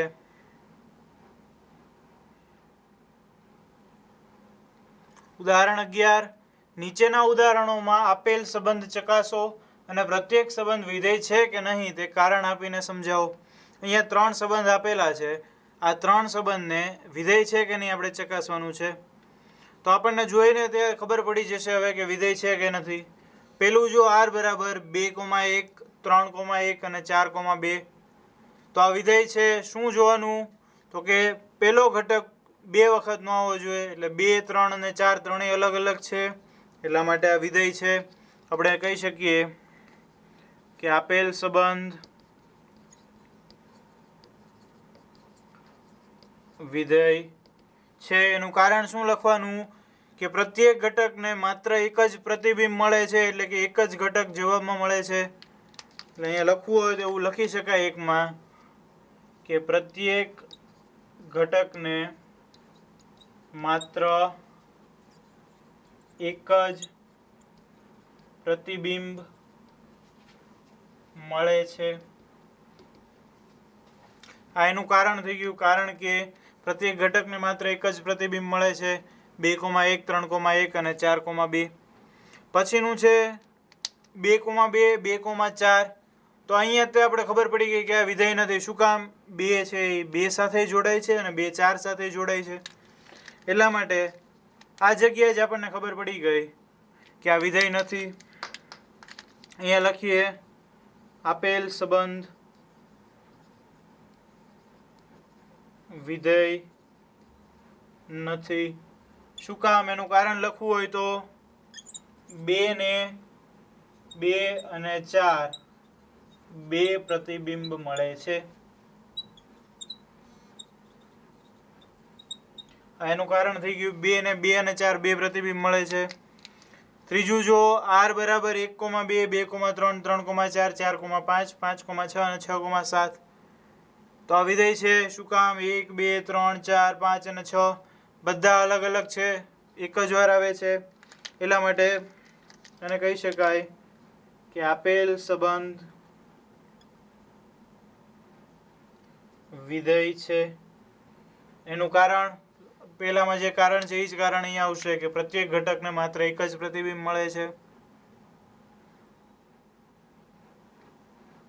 ઉદાહરણ 12. n એ પ્રાકૃતિક સંખ્યાઓનો ગણ છે. f n થી n f of x equal to 2x plus 1 દ્વારા વ્યાખ્યાયિત વાસ્તવિક વિધેય છે. તો આ વ્યાખ્યાની મદદથી નીચેનું કોષ્ટક પૂર્ણ કરો. હવે તમે જુઓ, n એટલે પ્રાકૃતિક સંખ્યાઓનો ગણ, એ આપણને ખ્યાલ છે. વિધેય આપ્યું છે f n થી n, f of x બરાબર 2x plus 1, અને એની મદદથી આપણે અહીંયા જે કોષ્ટક આપ્યું છે એ કોષ્ટક પૂર્ણ કરવાનું છે. તો કોષ્ટકમાં શું છે? x ની જુદી જુદી કિંમતો છે, એની માટે આપણે f of x મેળવવાનું છે. f of x આપી દીધું છે 2x plus 1. એટલે તમારે જો અહીંયા x ની કિંમત છે એ મૂકી દેવાની x ની જગ્યાએ, જવાબ મળતો જાય. તો સાવ સિમ્પલ છે. જોઈએ. સૌથી પહેલા x બરાબર 1, અહીંયા 1 મૂકો તો 2 ગુણ્યા 1 એટલે 2 વત્તા 1, તો f of 1 આપણને મળશે 3. 2 મૂકો તો 2 ગુણ્યા 2 4 વત્તા 1 એટલે 5, તો f of 2 આપણને મળશે 5. 3 અહીંયા x ની જગ્યાએ મૂકો તો 3 ગુણ્યા 2 6 વત્તા 1 એટલે 7. 4 4 ગુણ્યા 2 8 વત્તા 1 એટલે 9 9. 5 5 ગુણ્યા 2 10 વત્તા 1 એટલે 11. 6 મૂકશો તો 6 દુ 12 પ્લસ 1 એટલે આ 13, અને 7 તો 7 દુ 14 વત્તા 1 એટલે આ મળી જશે આપણને 15. તો આ કોષ્ટક થઈ ગયું પૂર્ણ. 1 માટે f of 1 3, f of 2 5, f of 3 7, f of 4 9, f of 5 11, f of 6 13 અને f of 7 15. આ કોષ્ટક પૂર્ણ. આપણો જવાબ આવી ગયો. ઉદાહરણ 13. f r થી r f of x બરાબર x સ્ક્વેર, જ્યાં x belongs to r થી વ્યાખ્યાયિત વિધેય છે. આ વ્યાખ્યાને આધારે નીચેનું કોષ્ટક પૂર્ણ કરો. આ વિધેયનો પ્રદેશ અને વિસ્તાર શું થશે? f નો આલેખ દોરો. આ પણ એક અગત્યનો સવાલ છે. જો સૌથી પહેલા કોષ્ટક પૂર્ણ કરવાનું છે. f r થી r નું વિધેય છે. f of x બરાબર x સ્ક્વેર આપ્યું છે. અહીંયા જો x ની કિંમત આપી દીધી છે, આપણે મેળવવાનું છે y.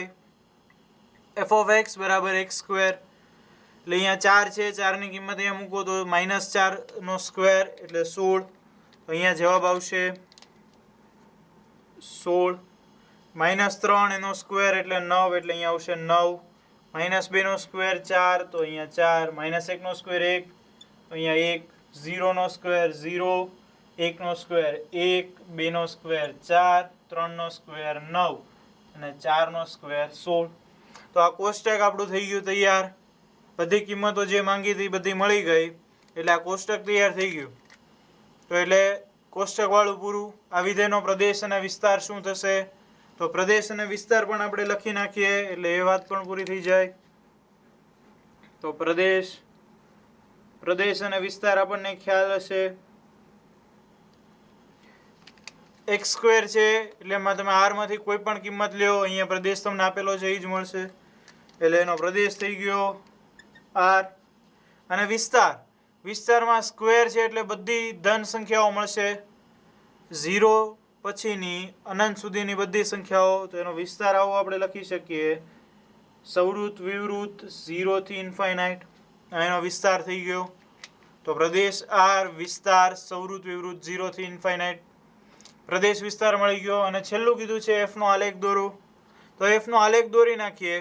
ખાસ તમે યાદ રાખજો એફ ઓફ એક્સ બરાબર એક્સ સ્ક્વેર નો આલેખ કેવો હોય છે એ આપણે અહીંયા જોઈ લઈએ. F of x equal to x square એટલે એ બહુપદીય વિધેય છે. બહુપદીય વિધેય એનો આલેખ દોરીએ આપણે. અહીંયા એક્સ, અહીંયા આવશે વાય. અહીંયા કિંમત લખો તમે 1, 2, 3, -1, -2, -3. આની અંદર આપણે જે કિંમતો લખશું એ કિંમતો સ્ક્વેર વાળી લખશું. વાય ની અંદર તમે જુઓ એક્સ નો સ્ક્વેર આવે છે એટલે એ લખશું તો વધારે ઈઝી પડશે. અહીંયા ક્યાંક આવશે 1, એનાથી થોડાક ગેપ પછી 4, પછી આવશે 9. અહીંયા આવશે માઇનસ, પણ આપણે સ્ક્વેરની અંદર માઇનસ નથી લેવાનું એટલે નીચેનું કોઈ મહત્વ નથી. અહીંયા તમે જુઓ અમુક ગેપે લખ્યું છે, વચ્ચે લખવું પડે 1, 2, 3, 4, 5, 6, 7, 8, 9, પણ અહીંયા જગ્યાના અભાવના કારણે 1, 4, 9 એવું લખેલું છે માત્ર સમજૂતી માટે. હવે તમે જુઓ 1 માટે જવાબ આવે છે 1, 2 માટે 4, 3 માટે 9. એટલે બિંદુ અહીંયા દર્શાવવા હોય તો 1, 2 માટે અહીંયા 4, પછી 9 માટે આ બિંદુ આવે, 0 માટે 0, -1 માટે 1, -2 માટે 4, -3 માટે 9. પણ હવે અહીંયા કિરણ કે રેખા નહીં બને. એક્સ સ્ક્વેર છે, એક્સ સ્ક્વેર પછી એક્સ ઘન, એક્સ ની 4 ઘાત, એક્સ ની 1 કરતાં વધારે ઘાત હોય એટલે એનો આલેખ વક્ર બનશે. તો આનો આલેખ વક્ર બનાવવાનો છે આપણે. તો વક્ર બનાવવા માટે એના બધા બિંદુને આમ જોડી દઈએ,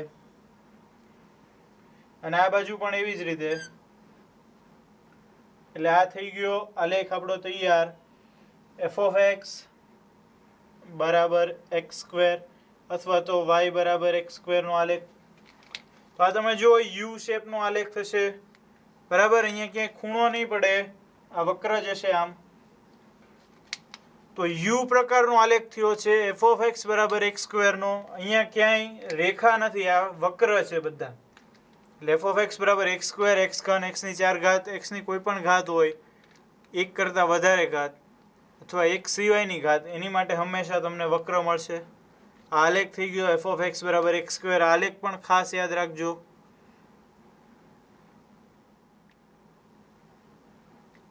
ઉદાહરણ 14, એફ આર થી આર એફ ઓફ એક્સ બરાબર એક્સ ઘન, એક્સ બિલોંગ્સ ટુ આર થી વ્યાખ્યાયિત વિધેયનો આલેખ દોરો. હવે અહીંયા તમને વિધેય પૂછે એફ ઓફ એક્સ બરાબર એક્સ ઘન, એનો આલેખ દોરવાનો છે. તો આલેખ આપણે દોરીએ. સૌથી પહેલા અહીંયા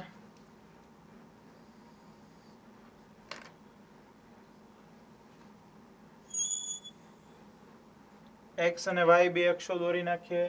આ એક્સ, આ વાય.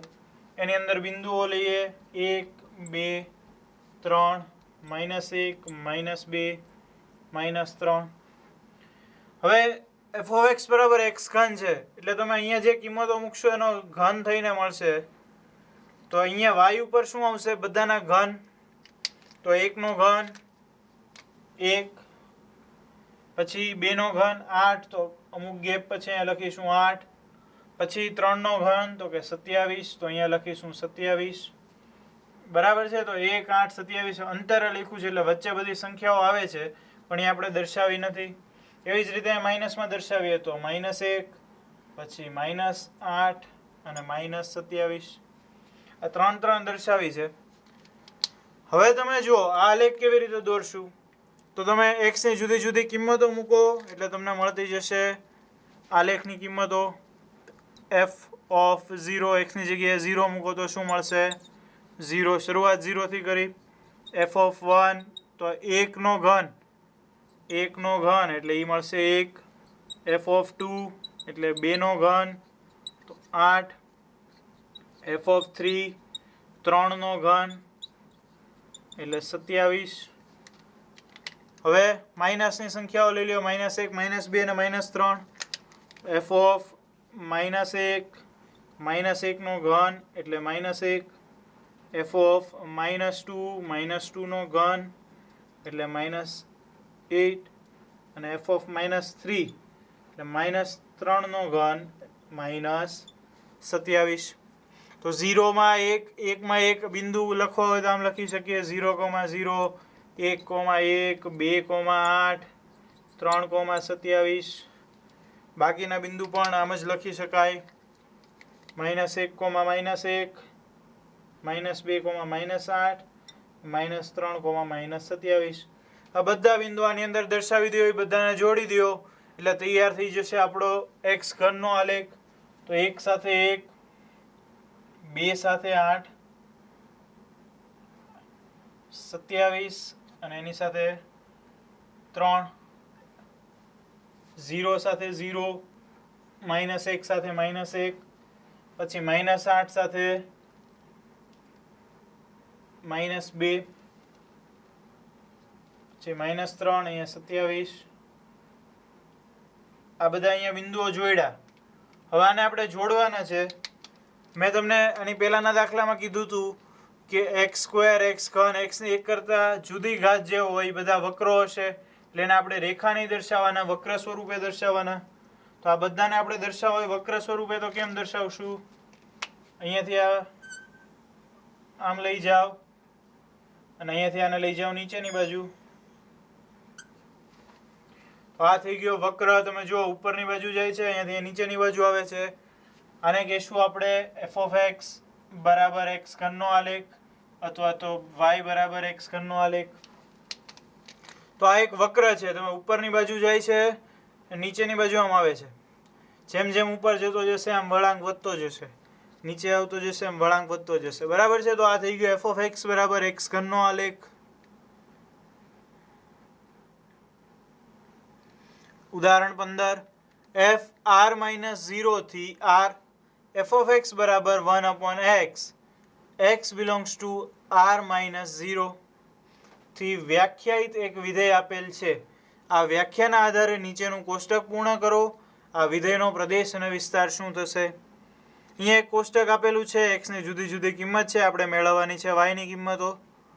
વિધેય છે f r-0. r-0 શું કામ? તો કે 1/x છે. x ની જગ્યાએ તમે 0 મૂકો તો વિધેય અવ્યાખ્યાયિત થઈ જાય એટલે એનો પ્રદેશ છે r-0 થી વિસ્તાર r, સપ્રદેશ r. હવે અહીંયા આપણે f of x ની અંદર જુદી જુદી x ની કિંમતો મૂકીને કિંમતો મેળવવાની છે. આની અંદર તમે કેલ્ક્યુલેટરનો ઉપયોગ કરી શકો. તો x બરાબર -2 અહીંયા મૂકશો તો y શું મળશે?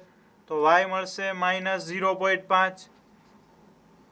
x બરાબર -1.5 એટલે -0.67. પછી x બરાબર -1 તો એનું વ્યસ્ત -1 એમનામ -0.5 આની અંદર મૂકશો તો એ મળશે તમને -2.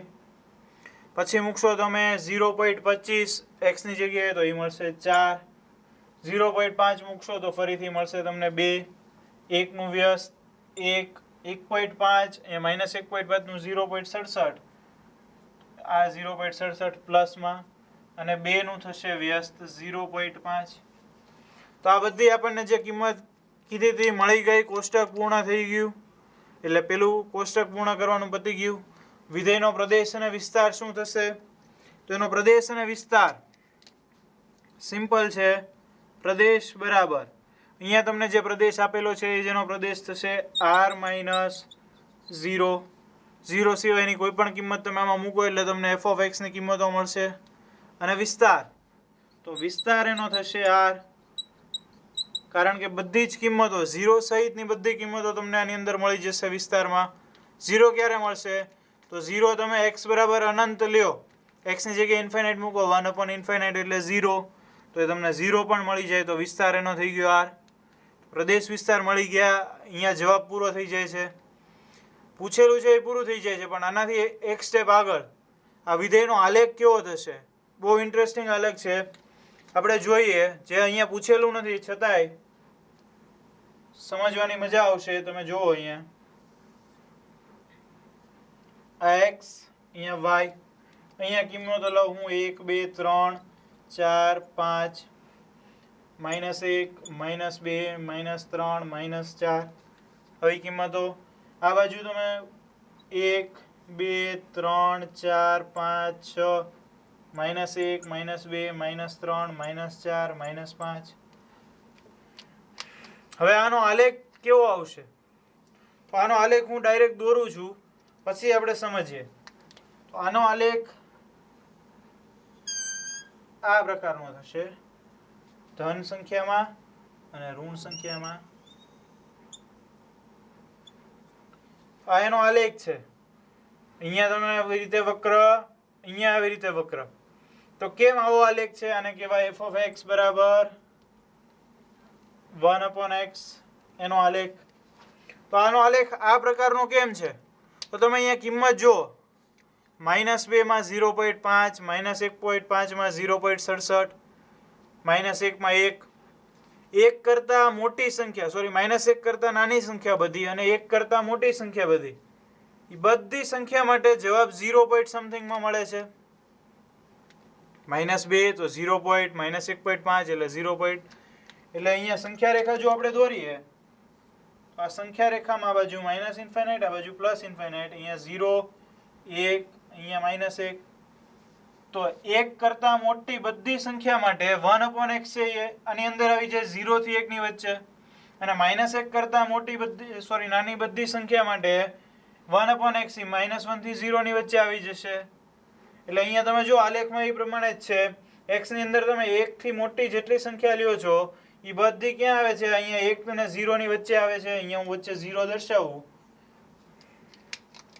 તો -1 પછીની બધી સંખ્યા એની માટે અહીંયા 1 થી ઉપરની બાજુ આવે છે, એટલે 0 અને 1 ની વચ્ચે બધી કિંમતો આવે છે. અને અહીંયા તમે જુઓ તો -1 પહેલા 0 અને -1 વચ્ચેની બધી સંખ્યા માટે કિંમતો કેવી મળે છે? તમને મોટી મોટી કિંમત મળે છે. જો 0.5 તો 2, પછી માઇનસ બીજે આપણે લઈએ -1 નું તો -1 મળે છે. એટલે ટૂંકમાં 0 અને -1 એની વચ્ચેની સંખ્યા માટે બધી તમને મોટી કિંમતો મળશે. એવું જ અહીંયા ધનમાં કે 0 અને 1 વચ્ચેની જેટલી સંખ્યા છે એની માટે તમને કિંમતો મોટી મોટી મળશે, અને 1 થી મોટી બધી જે સંખ્યા છે એની માટે તમને 0 અને 1 વચ્ચેની સંખ્યાઓ મળશે. આનો આલેખ ખાસ યાદ રાખો. અને જો લખવું હોય તો આમ લખી શકાય. કેવી રીતે દોરાય? તો >1 >or =1 એ બધા માટે < મળશે આલેખ. x > or =1 તો અહીંયા લખીએ આપણે f of x < or 1. x 1 કે 1 થી મોટા છે તો અહીં f of x એ 1 કે 1 થી નાનો છે. x 0 થી 1 ની વચ્ચે છે, x એટલે અહીંયા લખવું તો 0 < x < 1. 0 થી 1 ની વચ્ચે હોય તો x f of x < 1. f of x છે 1 કરતાં મોટો છે આ લેખમાં. અને આવું જ તે માઇનસની અંદર લખવું હોય તો x < or -1 તો f of x છે એ -1 અને 0 ની વચ્ચે હશે. f of x -1 f of x 0. x -1 કરતાં નાનું હોય તો -1 અને 0 ની વચ્ચે હશે, અને જો -1 અને 0 ની વચ્ચે હોય તો મળશે એ અહીંયા 0 અને 1 ની વચ્ચે. બરાબર છે. આનો આલેખ ખૂબ ઇન્ટરેસ્ટિંગ છે. આ જે વક્ર આવે છે બધા કેવી રીતે આવે છે ખાસ સમજજો. બરાબર. આ અહીંયા આપણને પૂછેલું નહોતું છતાંય આપણે લખેલું છે, તો ખાસ સમજવું આને. ઉદાહરણ નંબર 16. f of x બરાબર x² અને g of x બરાબર 2x + 1 બે વાસ્તવિક વિધેય હોય તો f + g of x, f - g of x, f * g of x અને f upon g of x શોધો. બે વિધેય છે એફ ઓફ એક્સ અને જી ઓફ એક્સ. આપણે આ ચાર વિધેયો મેળવવાના છે બેઝિક ક્રિયાઓવાળા. તો એ કેવી રીતે મેળવશું? સાવ ઇઝી છે. સૌથી પહેલું મેળવીએ f plus G of x, એટલે f of x plus G of x, બંનેનો સરવાળો x square plus 2x plus 1. આ મળી ગયું F plus G of x. હવે મેળવીએ F minus G of x. તો f minus G of x, એટલે f of x minus G of x, તો x square minus 2x minus 1, એની બંનેની નિશાની બદલાઈ ગઈ. તો આ મળી ગયું F minus G of x. હવે મેળવવાનું છે f into G of x, એટલે F into G of x, એટલે એ બંનેનો ગુણાકાર એક્સ સ્ક્વેર એને ગુણ્યા 2x પ્લસ 1. એક્સ સ્ક્વેર અંદર ગુણાવી દો તો 2x ઘન પ્લસ એક્સ સ્ક્વેર. આ મળી ગયું F into G of x. અને ચોથું f upon G of x, એટલે એફ ઓફ એક્સના છેદમાં g of x. F of x equal to x square અને જી of x equal to 2x plus 1. આ મળ્યું, પણ અહીંયા આપણે એક ધ્યાન રાખવું પડશે. શું કે છેદ 0 ન થવો જોઈએ. તો છેદમાં તમે શું મૂકો તો 0 થઈ જાય. અહીંયા એક્સની જગ્યાએ તમે -1/2 મૂકો એટલે બે કેન્સલ થઈ જાય. -1 પ્લસ 1 0 થાય. તો તમારે અહીંયા લખવું પડે કે x does not equal to -1/2. તો આ મળી ગયું F upon G of X. ચારે ચાર વસ્તુ મળી ગઈ. એવો જ એક દાખલો અહીંયા 17મો છે, question number 17. F of x equal to root x અને જી of x equal to x એ બે અનઋણ વાસ્તવિક સંખ્યાના ગણ પર વ્યાખ્યાયિત છે. તો એ ફરીથી ચારે ચાર શોધો. અનઋણ વાસ્તવિક સંખ્યા શું કામ કીધી છે? કારણ કે અહીંયા રૂટ એક્સ છે. રૂટની અંદર એક્સ તમે ક્યારેય માઇનસ લઈ શકો નહીં. તો હવે એફ ઓફ એક્સ અને જી ઓફ એક્સ માટે F plus G, F minus G, F into G અને એફ અપોન જી મેળવવાનું છે. મેળવીએ. સૌથી પહેલું F plus G of x. F of x અને જી ઓફ એક્સ બંનેનો સરવાળો તો રૂટ એક્સ પ્લસ એક્સ. તો આ મળી ગયું F plus G of X. પછી મેળવીએ F minus G of x.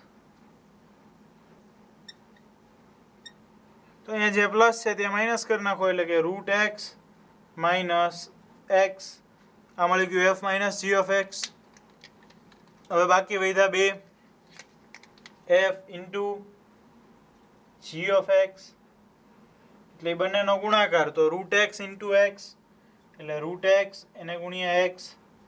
તો રૂટ એક્સ એટલે એક્સની 1/2 ઘાત કહેવાય ઇન્ટુ એક્સ.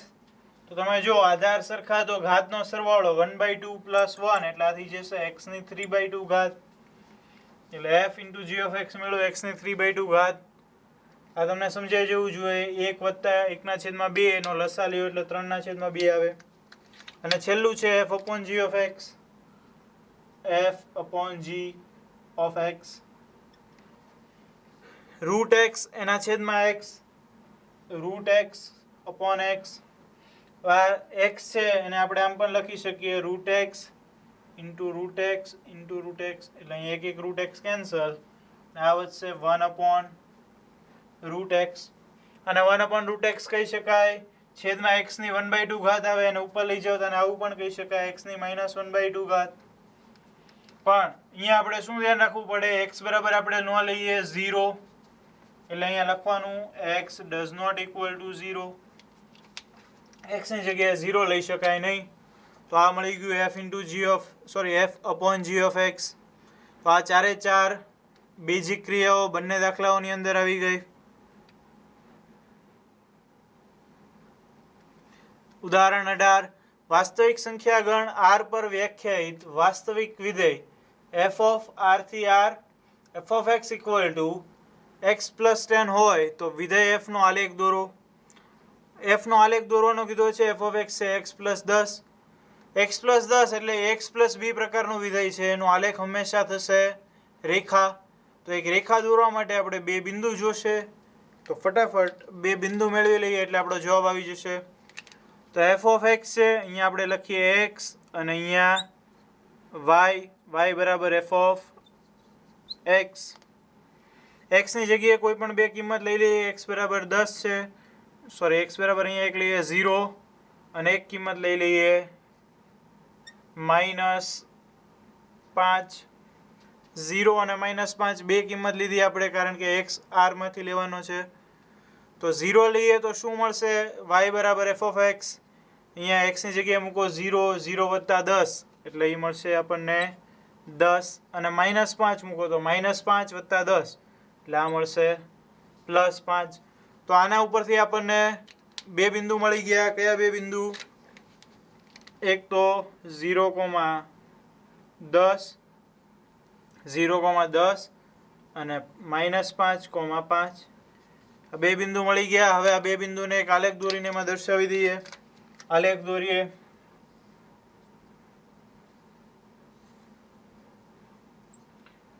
x અને y. હવે તમે જુઓ આમાં તમે 0, -5, 5, 10 એવા જ બિંદુ છે, એટલે આપણે અહીંયા બિંદુ 5, 5 ના ગેપે દર્શાવીએ તો ચાલે. 5, 10 અહીંયા -5, -10 અહીંયા 5, 10 -5, -10 આ ચાર બિંદુ, સોરી 8 બિંદુ દર્શાવ્યા આપણે. હવે 0 લ્યો ત્યારે આવશે 10 એટલે કે 0,10. તો અહીંયા આવશે 0,10 બિંદુ. અને બીજું બિંદુ -5,5 -5,5 એટલે એ આવશે અહીંયા આ 0,10 -5,5 આ બે બિંદુ છે એને જોડી દો અને જોડો એટલે આપણો જવાબ તૈયાર થઈ જશે. આ એક રેખા છે એવું ધારી લ્યો. છે જ રેખા પણ થોડી આડીઅવળી છે એટલે ચલાવી લેશો. f of x = x + 10 એનો આલેખ થઈ ગયો. આ રેખા છે. તમે જુઓ આ બિંદુ આવે છે -10 -10 મૂકો તો આવશે 0 તો -10,0 બિંદુ પણ એની અંદર આવે છે. આ પણ આપણે ધ્યાન રાખવું પડે જ્યારે આલેખ દોરતા હોય. તો બે બિંદુને મેળવી લીધા, એ બે બિંદુને જોડી દો એટલે એનો આલેખ તૈયાર થઈ ગયો.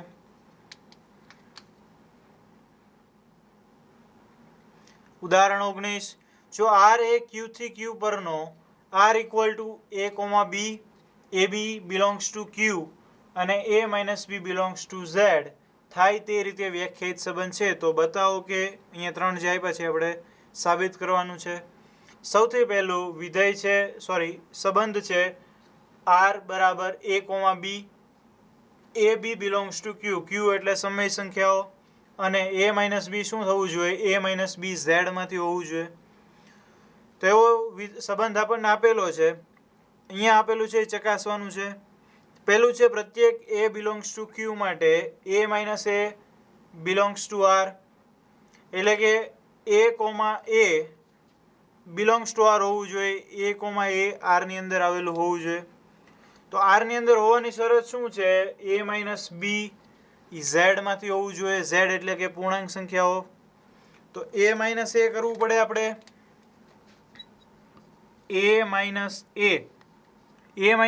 હંમેશા કેવું થવાનું છે? 0 અને 0 છે એ z માંથી છે.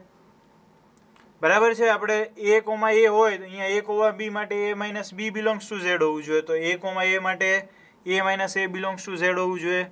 a - a belongs to z છે. તેથી પ્રત્યેક a belongs to q માટે a, belongs to r. પછીનું છે જો a, b belongs to r તો b, a belongs to r. હવે આવું આપી દીધું છે કે a, b એ r ની અંદર આપેલું છે. એવું આપેલું હોય તો શું કહી શકાય? કે a - b belongs to z કહી શકાય. જો a, b belongs to r તો a - b belongs to z. a - b z માં આવતું હોય તો b - a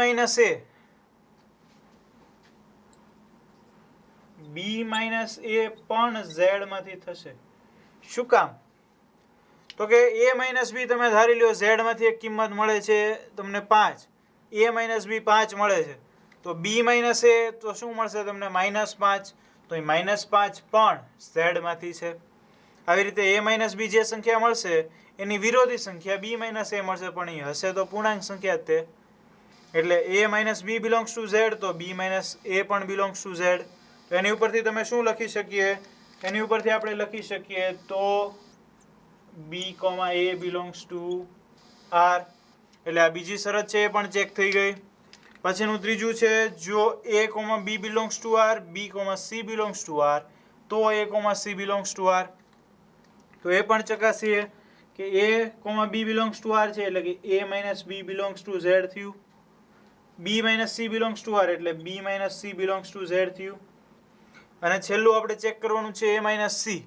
તો સાબિત એવું કરવું પડે કે a માઇનસ સી ઝેડમાંથી છે. તો એની માટે a માઇનસ સી એને હું આવી રીતે લખીશ, a minus B plus B minus C. અહીંયા જે છે એ બંનેના સરવાળા સ્વરૂપે a minus B plus B minus C, B cancel થઈ જાય અને a માઇનસ સી હતું એમને આવી જાય. તો તમે જુઓ a માઇનસ બી ઝેડમાંથી છે, બી માઇનસ સી ઝેડમાંથી છે. હવે કોઈ પણ બે પૂર્ણાંક સંખ્યાઓનો તમે સરવાળો કરશો તો એ બે પૂર્ણાંક સંખ્યાઓનો સરવાળો હંમેશા પૂર્ણાંક જ મળશે. એટલા માટે આ પણ બિલોંગ્સ ટુ ઝેડ થશે. a minus c belongs to Z થાય તો a comma c belongs two થઈ જાય આર. આમાં ત્રણ વસ્તુ આપણે સાબિત કરી કે a comma a belongs to R થશે, a comma b belongs to R હોય તો b comma a belongs to R થશે, અને a comma b, b comma c બંને આરમાં હોય તો a કોમા સી પણ આરની અંદર આવશે.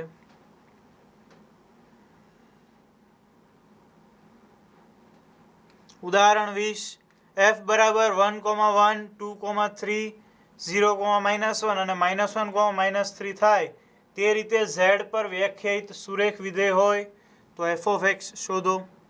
અહીંયા તમને f આપી દીધેલું છે, એની ઉપરથી f of x મેળવવાનું કીધું છે, પણ એક શરત આપી છે. શું કીધું છે? વ્યાખ્યાયિત સુરેખ વિધેય છે. હવે સુરેખ વિધેય એટલે આપણને ખબર છે કેવું હોય, ax પ્લસ બી પ્રકારનું. સુરેખ વિધેય એટલે x પ્લસ બી પ્રકારનું હોય. તો આપણે લઈ લઈએ x plus b, f of x equal to ધારી લઈએ ax પ્લસ બી. આ એક સુરેખ વિધેય છે. હવે આની અંદર તમે x ની કિંમતો મૂકો અને f of x ની કિંમતો મૂકો. x ની કિંમત 1 મૂકો તો f of x મળશે 1. એટલે સૌથી પહેલું આમાં લખીએ આપણે x બરાબર 1, f of x બરાબર 1, એટલે 1 બરાબર a પ્લસ બી, આને કહી દઉં સમીકરણ નંબર 1. હવે બીજું મૂકો અથવા તો 0 મૂકી દો તો પણ ચાલે. તો 0 વાળું મૂકશો તમે તો x બરાબર 0 અને f of x બરાબર -1. એટલે અહીંયા લખીશું કે x બરાબર 0, f of x બરાબર -1. તો એ મૂકીશું અહીંયા. તો -1 બરાબર ax પ્લસ બી લીધું છે અહીંયા આપણે, તો x ની જગ્યાએ 0 એટલે આખું 0, તો -1 બરાબર b. આ આપણને b સીધું મળી ગયું -1. b ની કિંમત આની અંદર મૂકી દો -1, એ આ બાજુ હોય તો +1, તો a મળશે 2. સમીકરણ 1 ની અંદર તમે b ની કિંમત મૂકો એટલે -1 આ બાજુ હોય તો +1, તો a મળી ગયો 2. b -1, a બરાબર 2. તો વિધેય આપણો જવાબ જે આવશે f of x બરાબર ax એટલે 2x પ્લસ b, b શું છે -1, એટલે f of x બરાબર 2x -1. આ આપણો જવાબ f of x મળી ગયું. ત્યારબાદ 21મો છે f of x બરાબર x² + 3x + 5 upon x² - 5x + 4 હોય તો તેનો પ્રદેશ શોધો. સાવ ઇઝી છે. શું કરવાનું? છેદના અવયવ પાડી દો. અવયવ પાડો, અંશના પાડવા હોય તો અંશના પણ પાડી શકાય. 5 ના એવા ભાગ પાડો 3 આવે. બરાબર? x² + 3x + 5 એના પાડવાની જરૂર નથી, છેદના પાડીએ ખાલી. તો કે 4 ના એવા ભાગ પાડો કે સરવાળો -5 આવે. તો 4 × 4 x અને અહીંયા x -4 x -1. આના અવયવ પડી ગયા x² - 5x + 4 ના અવયવ x -4 x -1. કેવી રીતે? તમે જો x × x x², x × -1 અને આ x × -4 એટલે -5x, -4 × -1 એટલે +4. એના અવયવ પડી ગયા. તો હવે તમે જો આમાં તમે x ની કિંમત એક તો 4 મૂકો અને 1 મૂકો. એ બે કિંમત મૂકશો ત્યારે આ વિધેય અવ્યાખ્યાયિત થાય છે. એની સિવાયના કોઈ પણ કિંમત માટે વિધેય અવ્યાખ્યાયિત નહીં થાય. તો એફ ઓફ એક્સ બરાબર જો તમને આવું મળે તો એક્સ બરાબર 1 અને 4 માટે વિધેય અવ્યાખ્યાયિત થાય છે. એક્સ બરાબર 1 અને 4 મૂકો ત્યારે અવ્યાખ્યાયિત થાય છે. તો એનો પ્રદેશ શું થશે?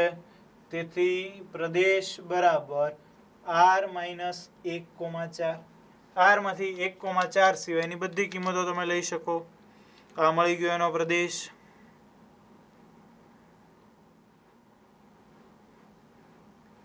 ઉદાહરણ 22 f of x બરાબર 1 - x જ્યારે x less than 0, 1 જ્યારે x equal to 0 અને x plus 1 જ્યારે x greater than 0 થી વ્યાખ્યાયિત વિધેયનો આલેખ દોરો.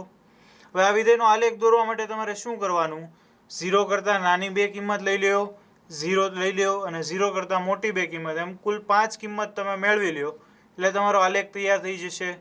તો એ 5 કિંમતો આપણે મેળવીએ એની માટે સૌથી પહેલાં 0 કરતાં નાની એક કિંમત f of -1, x ની જગ્યાએ -1 લીધું તો 1 - -1 એટલે થઈ જશે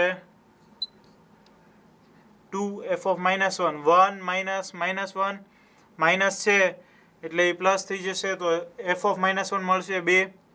બીજી કિંમત લ્યો f of -2. -2 લ્યો તો 1 - -2 એટલે 1 + 2 તો આ મળી ગયું 3. ત્રીજું લ્યો f of 0.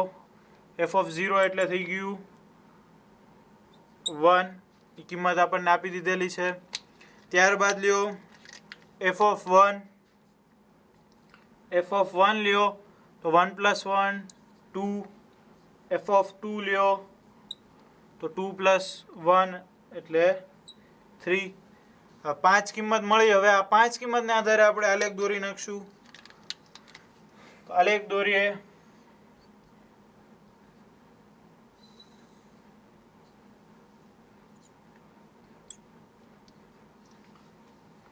x અને y. તો હવે શું કરશું? બિંદુઓ દર્શાવીએ. તમે જુઓ કેટલા અંતરે છે એ પ્રમાણે બિંદુઓ 1 2 3 4 1 -1 -2 -3 -4 1 2 3 4 -1 -2 -3 અને -4. હવે આ બિંદુઓ જે છે એ અહીંયા દર્શાવીએ. તો બિંદુઓ દર્શાવીએ -1, -2 એટલે અહીંયા આવશે.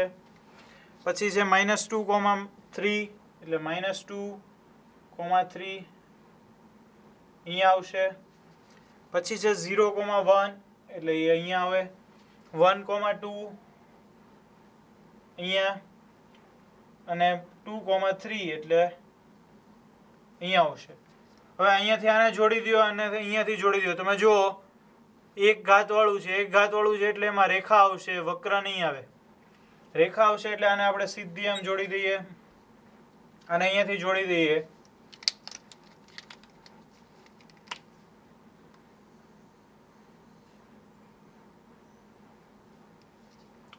તો આ આલેખ એનો તૈયાર થઈ ગયો. 1 2 3 4 અને 5 બિંદુઓથી આ આલેખ f of x નો થઈ ગયો. પણ હવે આ તમે આલેખ જુઓ, જવાબ આવી ગયો. આનું તમે નિરીક્ષણ કરો તો વી શેપ છે. વી શેપ ક્યારે હોય? તો કે માનાંક વિધેય હોય એનો આલેખ વી શેપનો હોય. તો આ માનાંક વિધેય જેવો એક વિધેય છે. બરાબર? આ થઈ ગયો આલેખ, આપણો જવાબ.